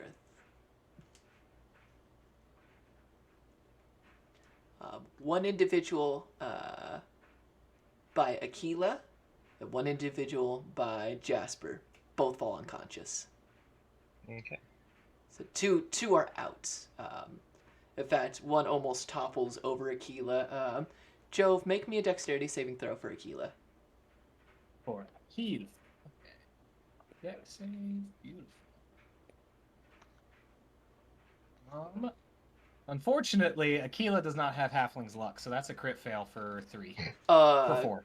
Yeah, she is currently prone as this body falls on top of her, and she takes 2 points of bludgeoning damage. Noted. As this full-sized human just falls flat on top of, and you see Aquila look up at it just in time for. If it were to fight, it would almost be comical. All right. And then I will Bardic Inspiration onto Jasper. What do you say to her? Good question. And she really wishes she stayed in bed now. Jasper, even in your haze right now, those words cut through. Oh yeah, she's Oh god. probably gonna end up using this inspiration to break out just so she can fucking talk. That's fine. If you use it for a save, you get temp HP. So that's kind of what I was planning on. Dope. Boy, I love College of the Creation. Do you like Bardic Yeah, that's pretty Inspirations? What if we just made them better? How? Even better. All the Literally time. Wonderful. All right, Freddy. Then it is. All right. Well, that dude's asleep. Sleep. And that dude is also asleep. Jasper, I believe it is at the end of your turn. You may make a Wisdom saving throw to break through. Okay. Wisdom saving throw, please. Oh my god. Let's use that. What kind of die is the Bardic Inspiration? Just a D6? D6, yeah. Dix. Might not even be worth it. Yeah, it's probably not worth it to use right now. So she fails. Well, what's the roll though? 8. 8. Yes. The words cut through, and you can hear them fixated in your mind. However, you still feel your body stiffen like a deer in a headlights, except your whole body in hot. Yeah, I feel like the fear of hearing him order his people to burn her alive, I think, kind of kept her. Like, a normal person hearing a group of individuals want to burn them alive. Yeah, she's sweating for more than one reason, for sure. That's her turn. All right, then it is one individual for Jasper. They get advantage because you're currently under hold person. One off from the crit. That's a natural 19. Oh. Close. Get wrecked. All right, that is going to be 6 points of bludgeoning damage and 4 points of fire damage. For me? Yes, for Jasper. Okay. As another torch is easily just right in the chest. You can smell parts of your hair beginning to be burned off. Actually, you're wearing the mask right now, so you can feel part of your mask beginning to the copy one. Of course, Kirk has the other one, but you can smell that starting to burn underneath of this with direct contact with fire. Yeah. Yeah, it's like it has an open back, so her hair is out as well. But Gotcha. Just wanted to make sure I stayed consistent. Okie dokie. That's its turn. That dude's asleep. So, it's Rory. Okie dokie. Let's try striking this thing. Hopefully, I'll take it out here. also, I should say for those who can see Jasper, she looks really bad. Yeah, definitely watching her getting just sauced on by dudes with torches. Not a fan. Basically, all of her like shitty, cheap clothing she's wearing is like burning off of her armor.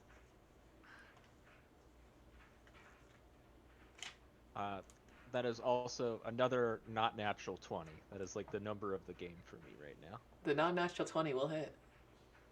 Cuckoo. Cuckoo. And that is for 8 bludgeoning damage. 8 bludgeoning damage. Yeah, another one. You take 4 points of fire damage as it flames up again and burns your knuckles. Man, this thing won't die. I'm gonna kill myself fighting it. Oh, Yeah, how's it looking right now? It is definitely flickering more than it was at the start. It's just like you keep striking this thing and hitting, but it's like sticking your staff into an actual fire. It just doesn't feel like you're making any connection. You're breaking parts of it. It flickers in some places, but this thing is just, you've got a wooden staff against a creature made out of fire. Yeah. How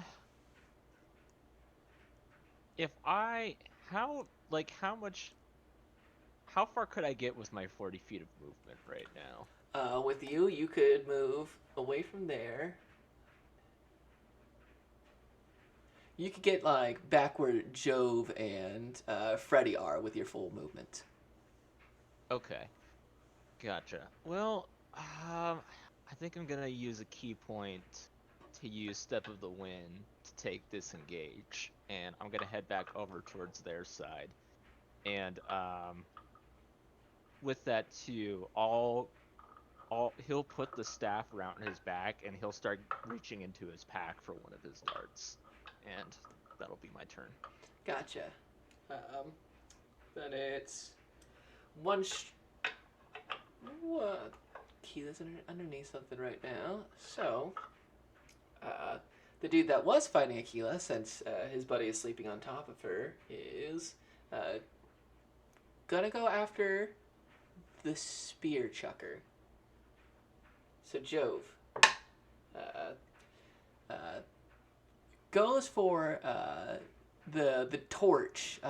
However, you duck low and smacks it behind you, and you see the torch itself just break in half.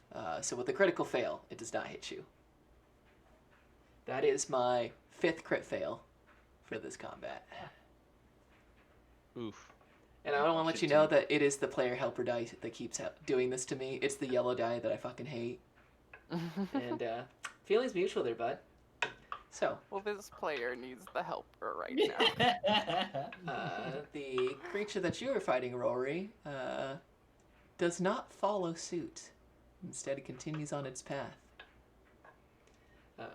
So, back at the tippity-toppity is Browser. Yeah, what does Browser want to do with everybody set up like this? I know.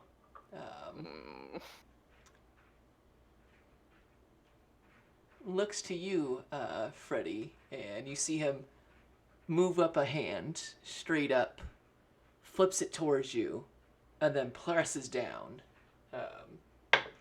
And at first, it just looks kind of like a really weird, slow, like, wave, until you feel this searing at your back as a flaming hand drops down, and you take, with I assume an 18 will hit? Yeah. You take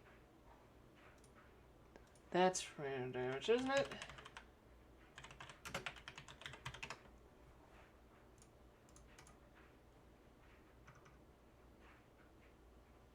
Yes, excellent. Okay, so that is 7 points of force damage.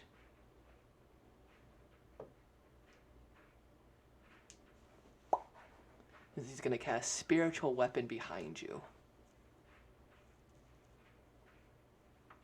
And then with his... It's great that that's not concentration. That's so stupid.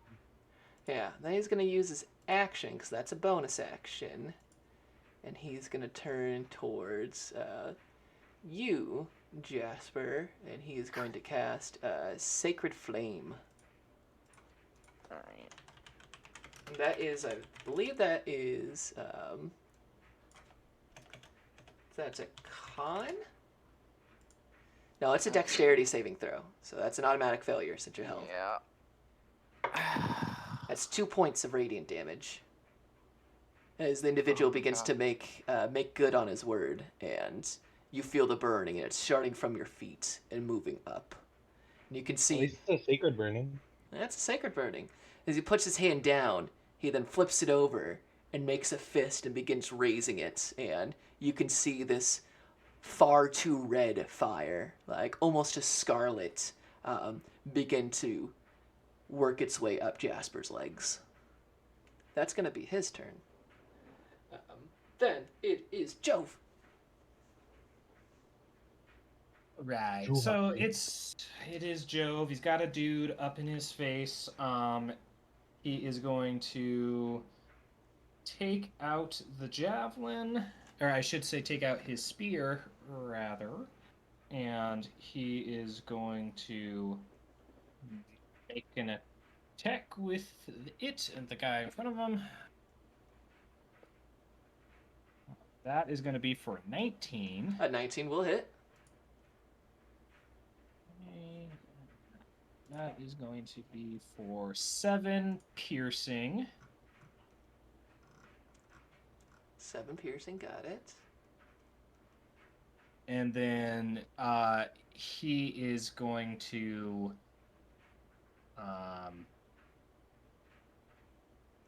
is this guy in between me and where Aquila is? Yes, he has moved from Aquila to you. So Aquila can't see me?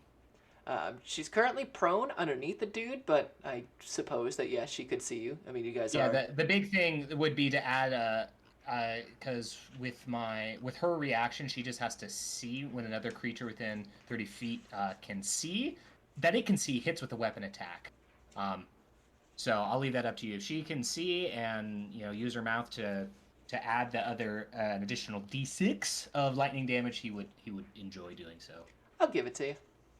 Perfect.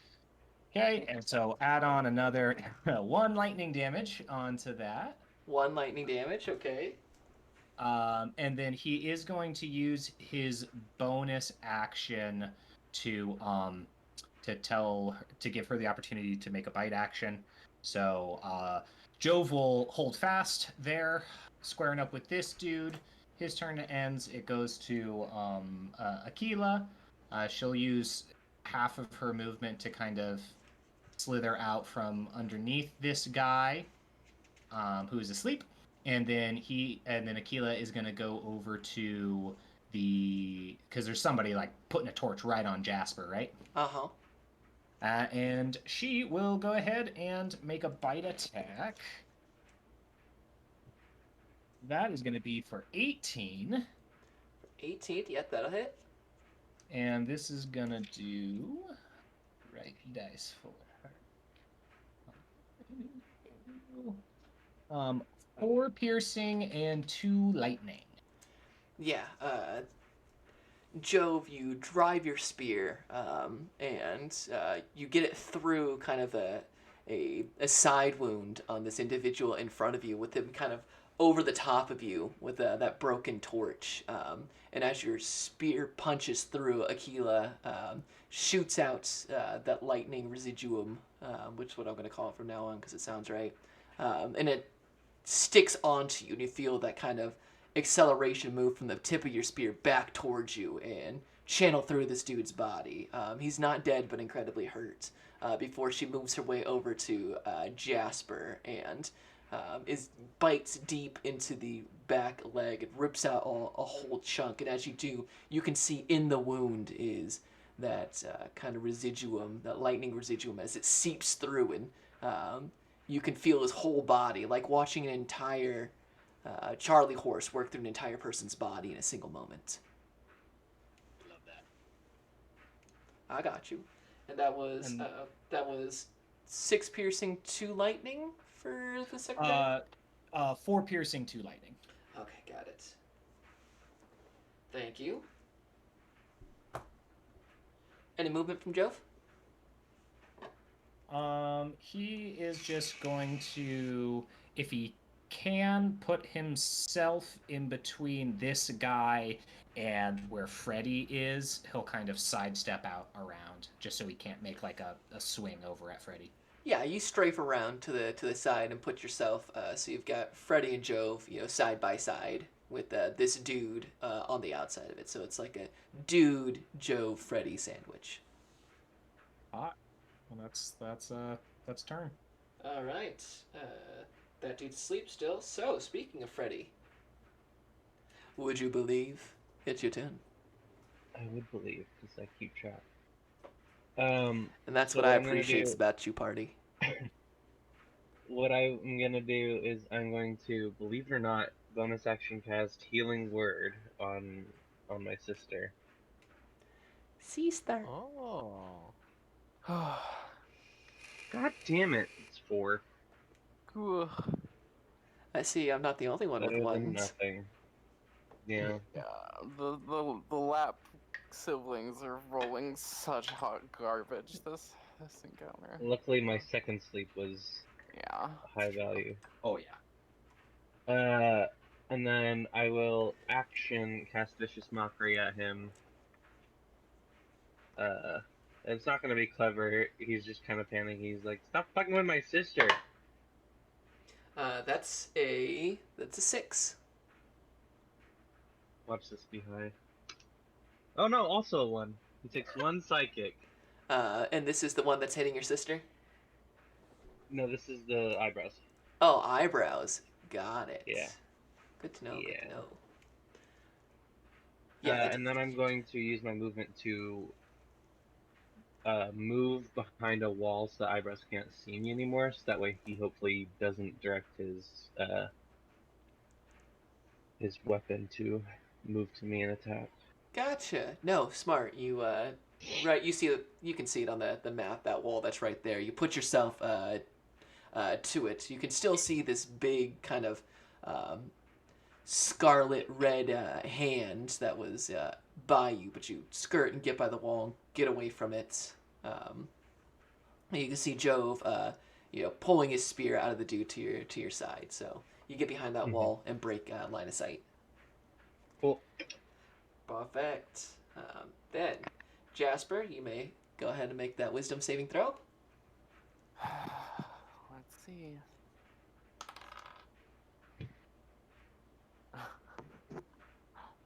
I have rolled, I think, 5 or 6 sixes tonight. It's a 5. Yeah, it still locked you in. You feel that fire, and it's getting harder and harder to keep your mind focused on the task of breaking free and not focusing directly on the flames that are eating up your body right now. Yep. Then, Yeah, she would be screaming if she could. yeah. Then the one that was hitting Jasper is going to make an attack against Aquila with the torch. Right. It's a 14. 14 misses. 14 drives the torch by Aquila, but she's able this time, very much alert, jumps to the side and avoids the torch. Then it is that dude is also asleep, so it's Rory. Out of curiosity, do they make saving throws for being asleep? For being asleep, no, they're asleep until No, until they take damage or get awoken. Yeah. something has to use its action to wake it up, or it takes damage, or it waits a minute. Okay, understood. It's either a minute or 10 minutes. Let me check. 1 minute. Okay. So that one that I was, the fire serpent that I was engaged with, is it still like in view? Like, did it actually move or no? Looking back from where you're at, it's hard to see because there's that whole staircase in front of you, but it did not follow you. Okay. And then I'm also right by the party that's on me right now, right? Mm-hmm. Okay. He will take the 20 feet to look at least through, like the hallway leading to 4 where he was before, and see if that serpent is still there or not. From where you're at, yeah, you could move back with your speed. Looking down, it went into 4. Then you can see bright lights coming from it. Fires beginning to spread in a light. Crap. Yeah, he'll go ahead and he'll enter the room and see what he sees there. You can move from being all the way over there to all the way to there. You can get to the room. It would take more movement to get all the way in, but you can see this thing in here is just snaking its way, lighting as much things on possible.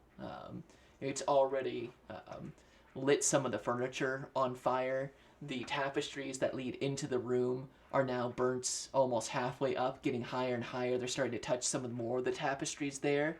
This thing is setting this room alight faster and faster now that it's had a turn to just attack inanimate furniture.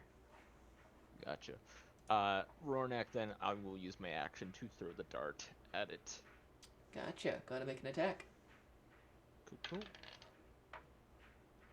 Nice, Sue. That's a 25. A 25 will hit. And that's for 5. I believe that's piercing damage. Piercing? Got it. Yeah, you nail this thing. You see your dart shoot right through it, and it breaks the flame before coalescing in the snake once again. And Ree notices your presence. Okay. Boy, do I use it. I might need to. Re-notices the presence. Yeah, I'm gonna have to burn another key point to do dodge. So another step of the wind, but we'll use that for dodge. Gotcha. Gotcha. Good on you, because would you believe it's gonna come straight back towards you, Rory? Yeah, I kind of figured that was the case. All right, that's only a 12, so disadvantage. And that one even with disadvantage is a 15. 15 does not hit. All right, with your step of the wind, you once again, if this is a hopscotch competition, you'd be crushing it. As you high step over a bite and kind of a spin from its body as it's whipping around, and you can feel the heat of this room rising and rising. Smoke beginning to kind of fill in this area, but you were able to dodge his attacks. Then there's this dude that is on you, Jove. He is going to attempt to make an attack, but he's disarmed currently, so going for unarmed strikes. Okay, does a 19 do? 19 do. 19 do indeed do. You take 3 points of bludgeoning damage as this dude brings both of his hands, grasps it together like handle style, and drops it and gets you right on the top of the head. This time, getting right on the button, just poof, as you feel that bludgeoning damage strike you from above. Beautiful. I rolled and got a 10 for concentration. That'll do.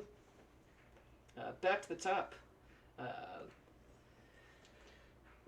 Browser is going to, he takes his hand and he moves it to the side as if wiping away something.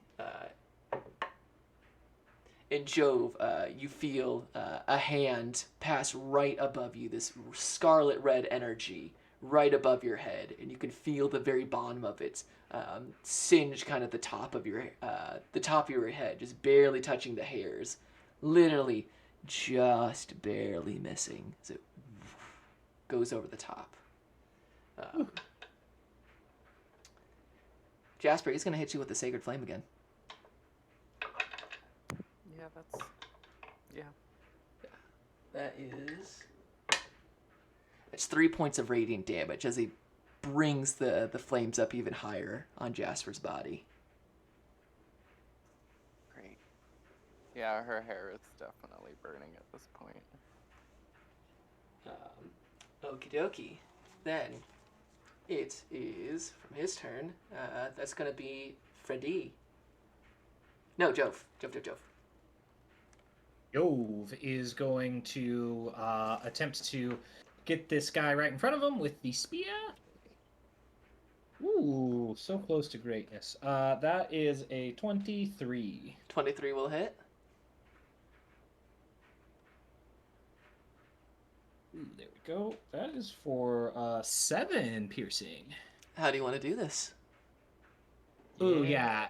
Since he had dropped low, to avoid the eyebrows' guy's attack, he will use that kind of coiled momentum to his advantage, and he is going to spring up and really just try and move that spear through just as much of the center mass as he can. So he's trying to get that kind of upward through the rib cage, close to the spinal column as he can get.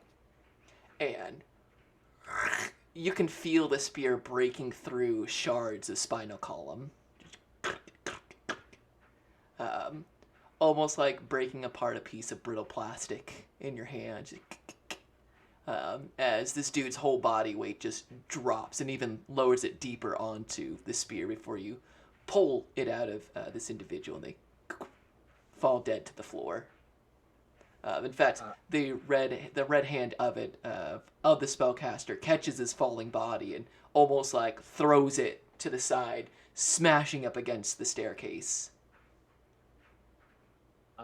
Jove will then go to stand in the opening of the library and just kind of use a quick free action and say, try and lock eyes with Browser and say, why don't you pick on somebody your own size?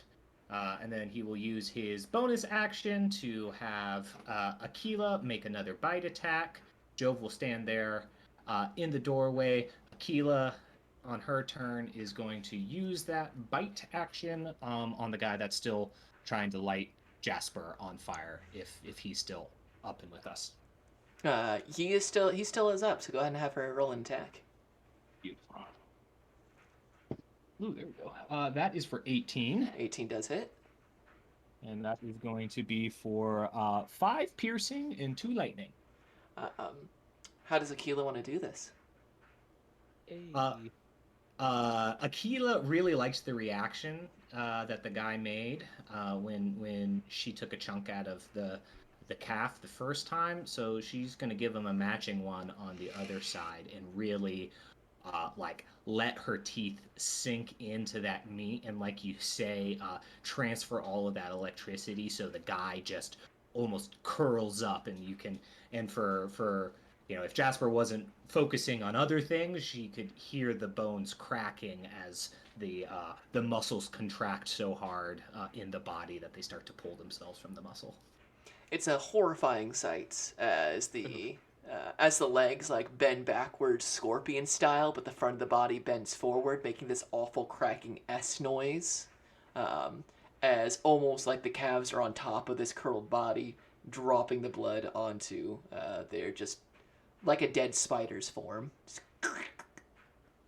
And then Aquila will kind of turn around and stay where she is, but face the man of interest in the room, and her tail will kind of start wagging up and down, almost like she's now having fun. And you hear, Slatalen ixin mirxrajaros. which, Jove, you understand, is fight fire with lightning. Beautiful. That is turn.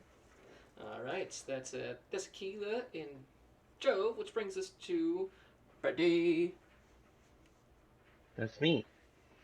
So I'm just gonna kind of come around the corner for half a second while I heal my sister one last time. Send my minty greens her way. Hey, there's one more. He got 5 this time. Hey. It's a D4, so there's not much higher you're gonna get. That's fair. You can see let's start. Freddy's minty greenness is actually like pushing down the flames from Jasper. Your hair is extinguished as she breathes this in as her body just naturally breathes out. It's almost like the mist are trying to push down this scarlet flame from moving up. It's now kind of cut at like your waist. And then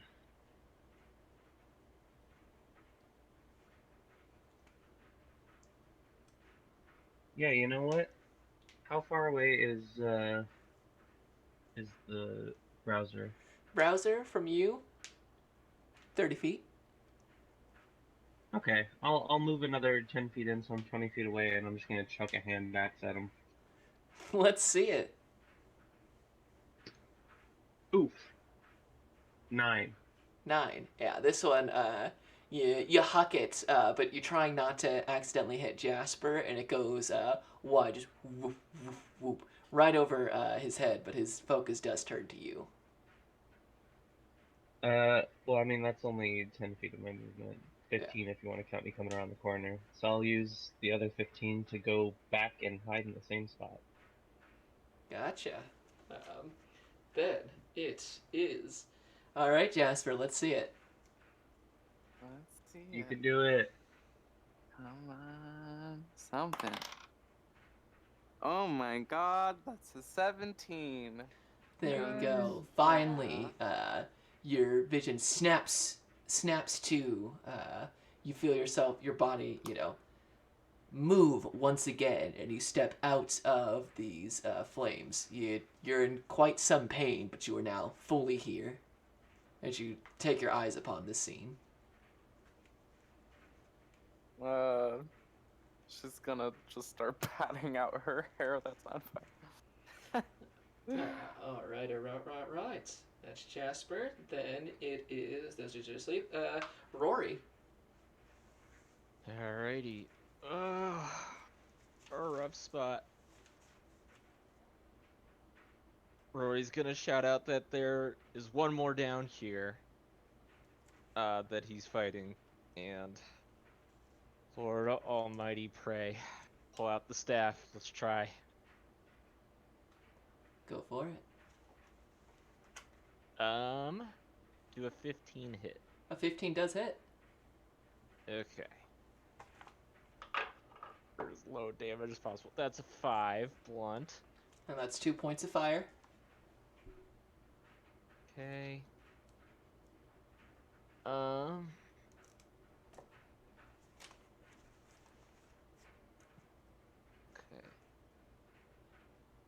Is that thing looking very close to death or no right now? It is flickering quite a bit. Far less than when you were first engaging in it, but it is still poised to strike. Gotcha.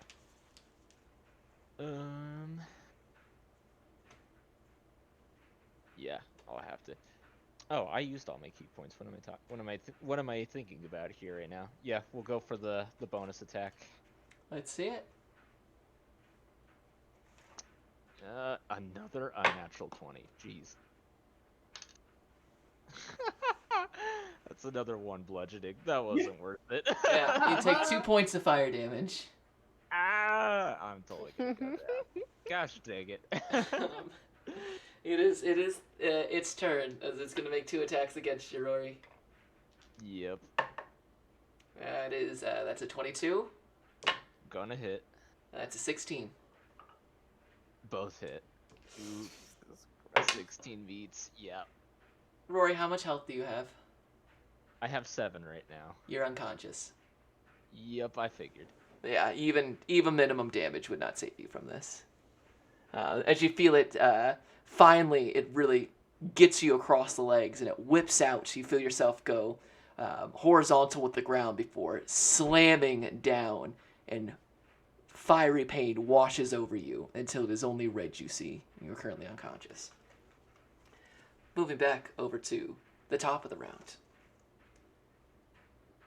The spellcaster looks to you, Jove, and places a hand down with a 20, unnatural 20. That scarlet hand comes up behind you. Does a 20 hit? That does, yes. It's 8 points of force damage. As this time the hand goes through, you feel your whole body get slammed from atop again. Another just, and while yes, it is force damage, it is searingly hot pain. It burns you in a way that is not fire. It's worse than fire. It hungers as it touches your flesh. Is the best way to describe it. And then looks I to rolled the... a nat 20 for the concentration, just by the way. Well done. And then looks to the room and says, in a voice that crackles then booms, "Get up, you fools. Feed them to your fires." As it rings through the room at almost almost painful to the ears. Like, not quite enough to burst an eardrum, but there's that, when things get so loud, there's just that muffled noise that goes through, as he will use thaumaturgy and speaks that out. Then it is Jove's turn. Okay, so there's two dudes just like hanging out on the ground right now, right? Two dudes that are currently prone, yes. Cool. Well, Jove is going to, Jove's gonna go over to one of the dudes that's prone, and because he can kind of see them starting to wake up, he's gonna pull out his little old spear, and he is going to strike against one that's on the ground. I believe I do so with advantage, correct? Indeed.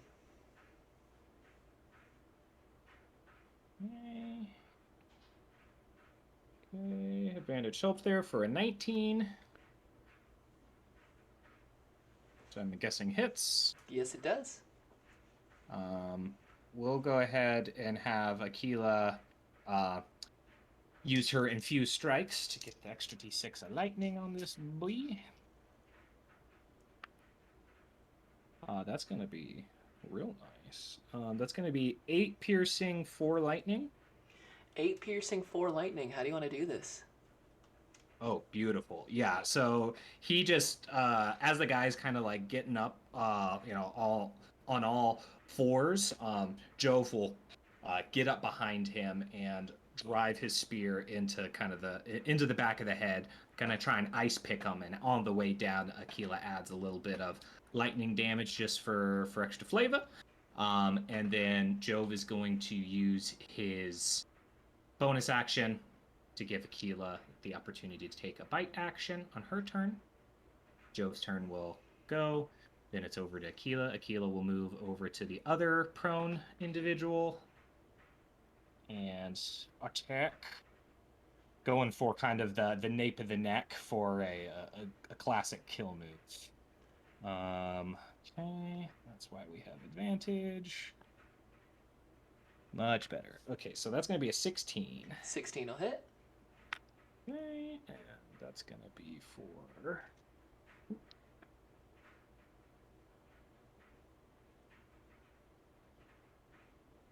that is going to be for max damage. So that's a 6 piercing, 2 lightning.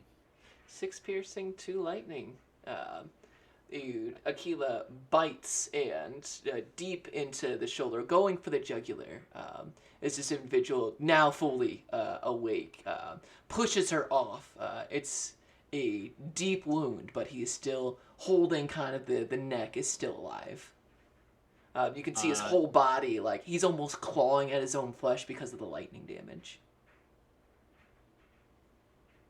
I know I didn't say this before, but could Jove kind of put his back to a corner of this room? In fact, he actually would have gone over to kind of Jasper's side as that's all happening. Sure. Cool. That's gonna be Jove and Aquila. Okay. That dude is dead. That is now Freddy. Freddy, what's your dexterity? Yeah, that's me. My dexterity. Save or stat? Stat. Stat is a 14 or plus 2. 14. Okay, go ahead. I am. So I can get to him with a 30-foot movement speed. To the Yes, definitely. Yeah, we're just gonna go in and hit him with the rapier. Go for it. Our +1 rapier. Hi-ya! Oh! So close. 19 plus 5 for 24. Yeah, that'll hit. God fucking damn it. 4 piercing. 4 piercing. I would say he needs to make a concentration throw, but he doesn't because Jasper, you broke out. Right. That's it. Then it is the dude who is just barely clinging to life is going to make a strike against Tequila. He No. goes before me? Yeah. He's been mostly asleep through most of this one. He got one attack and then immediately got put asleep. And now it is your turn.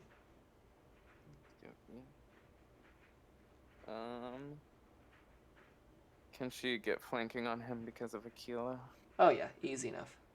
Okay. She's gonna do that and make a battle axe attack. Oh my god. 11. Oh wait, I have advantage. I'm stupid.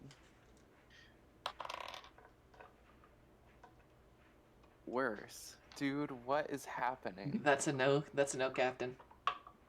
Dude. You split the middle of this table. You bring down and you lash out just with all the fear and anger, and you just break through this table that is on fire. Just crush it right in half.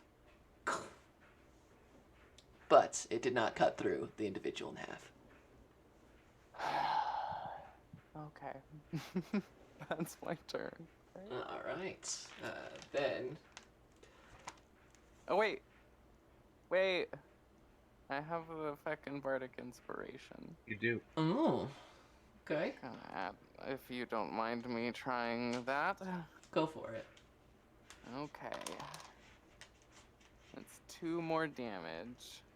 2 more to the That's attack 2 more roll. to hit. Oh, 2. It's a 13. 13 just hits. Oh, Hell yeah. Also, it needs to make a con save. okay. It's a failure. Takes 2 thunder. 2 thunder. And then 13 slashing. How does John, Bomb, Jovi, and Jasper want to do this? Hell yeah. Hey. I think Jasper's gonna target the wound that was created by Aquila and really just dig her fucking axe in there, and then Johnny will like hop in and dig in and then explode. Yeah, you get your axe straight through. You just cleave the head straight off of this individual. Johnny jumps down and disappears with a squelch into the center, and then there's a low as you see the chest expand, and then currently everybody in this room is just covered in the remains as this thing explodes through. You can hear the blood hitting the fire, and psss, there's almost a steam that rises from the room right now. Fatality. She'll use the rest of her movement to try to get behind Browser. All right. Rory, make me a death saving throw. Yep. That's a 10 with my con. It's a 10. That is one success. Whew. That's a good house rule. I like that one. Yeah. Um, that thing's turn goes and moves.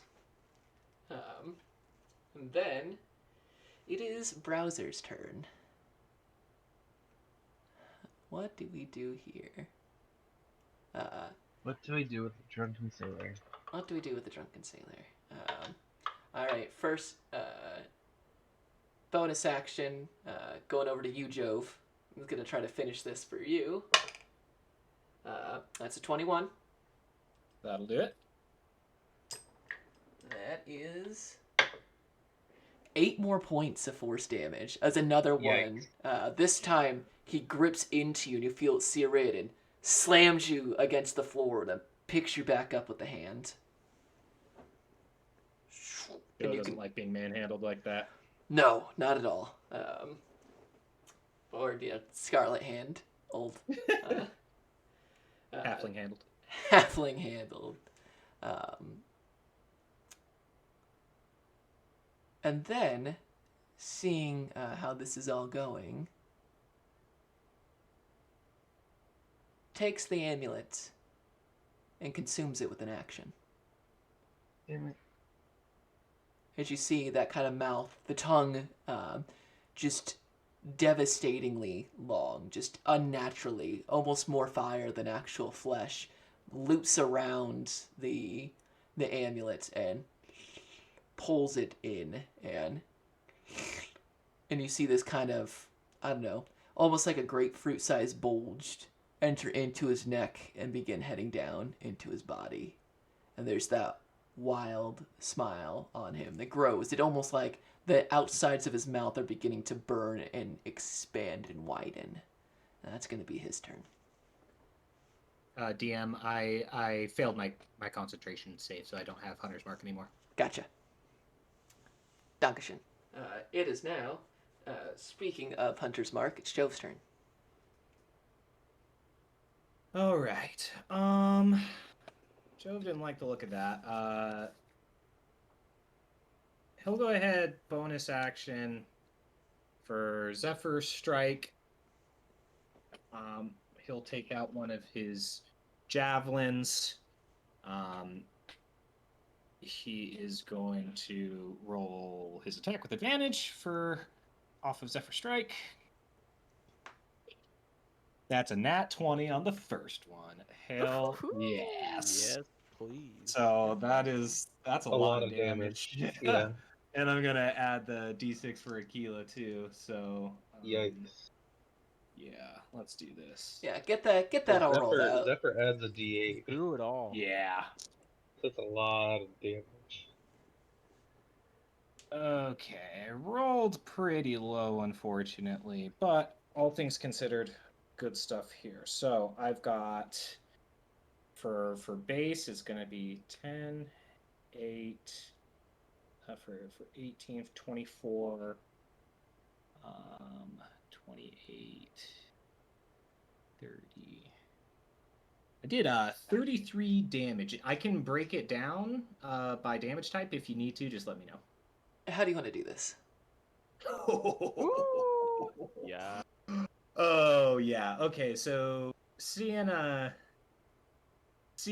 that bulge start to go down his neck, he's gonna straight up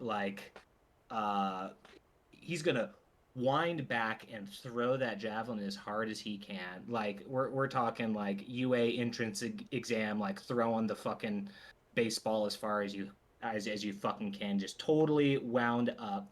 And yeah, he's just gonna try and hit that dead center. And I think as it flies through the air, like he is like the wind buffets the flames for a second and it almost gets like a little bit darker as he chucks this thing, gets the little crow step beforehand, and Aquila kind of follows that, jumps up, spits out that lightning to catch it midair, as that you get this combination of just incredibly cool, like just a brief coolness that goes throughout the room as and in a flash, the guy is pinned up by the neck, thanks to Joe's javelin. And you see the javelin strike true, and there's almost like a tink of metallicness, and the eyebrows begin to dissipate, and he says, Imex, the servant of the Elder Eye, burns the world. I need everybody in this room to make a dexterity saving throw. Oh no. God damn it. Oh boy, I'm right next to him. Great. Not a single roll above 10. Okay. 7. That's a failure. You got the 17 to save. What? So save the Oh yeah, sorry. Yeah, You have one. I got one. You're right. Sorry, that was ungrateful of me. All right, that's a failure from Jasper. I need Rory. Not Rory. Rory, you have your own saves to make. I need Aquila, Freddy, and Jove. You've got all of them. Oh, I can see it because of my map. Excellent. 12, 19, 19. All right, everyone but Jasper succeeds, so you're going to take half. Everyone who succeeded, take 5. Jasper, you take 10 points of fire damage. As the smile and the eyebrows reignite, the whole body becomes flame, and his body bursts upon death. And that's where we're going to end it for tonight. Yay. I have 1 HP. I was gonna say, how did you not go down there? Oh my god. Literally 1. You guys have HP. Yeah. +1. Sorry. Well, all right. For stream/chat, I'm sorry that you missed out on the beginning recap where we went over the events of our last episode. My mistake. My mic through OBS was not on, which I'm still figuring it out. So I apologize for you missing the first, maybe 5-10 minutes of this, but the rest of it, you got the gist of what's going on. And if you really want to know, go back and watch episode 13 of the Mole Master campaign, Elemental Evils, The Odd Jobs, Embers of Elmwood. Then you don't need a recap because you'll have experienced it yourself. Anyways, let's say goodnight to chat.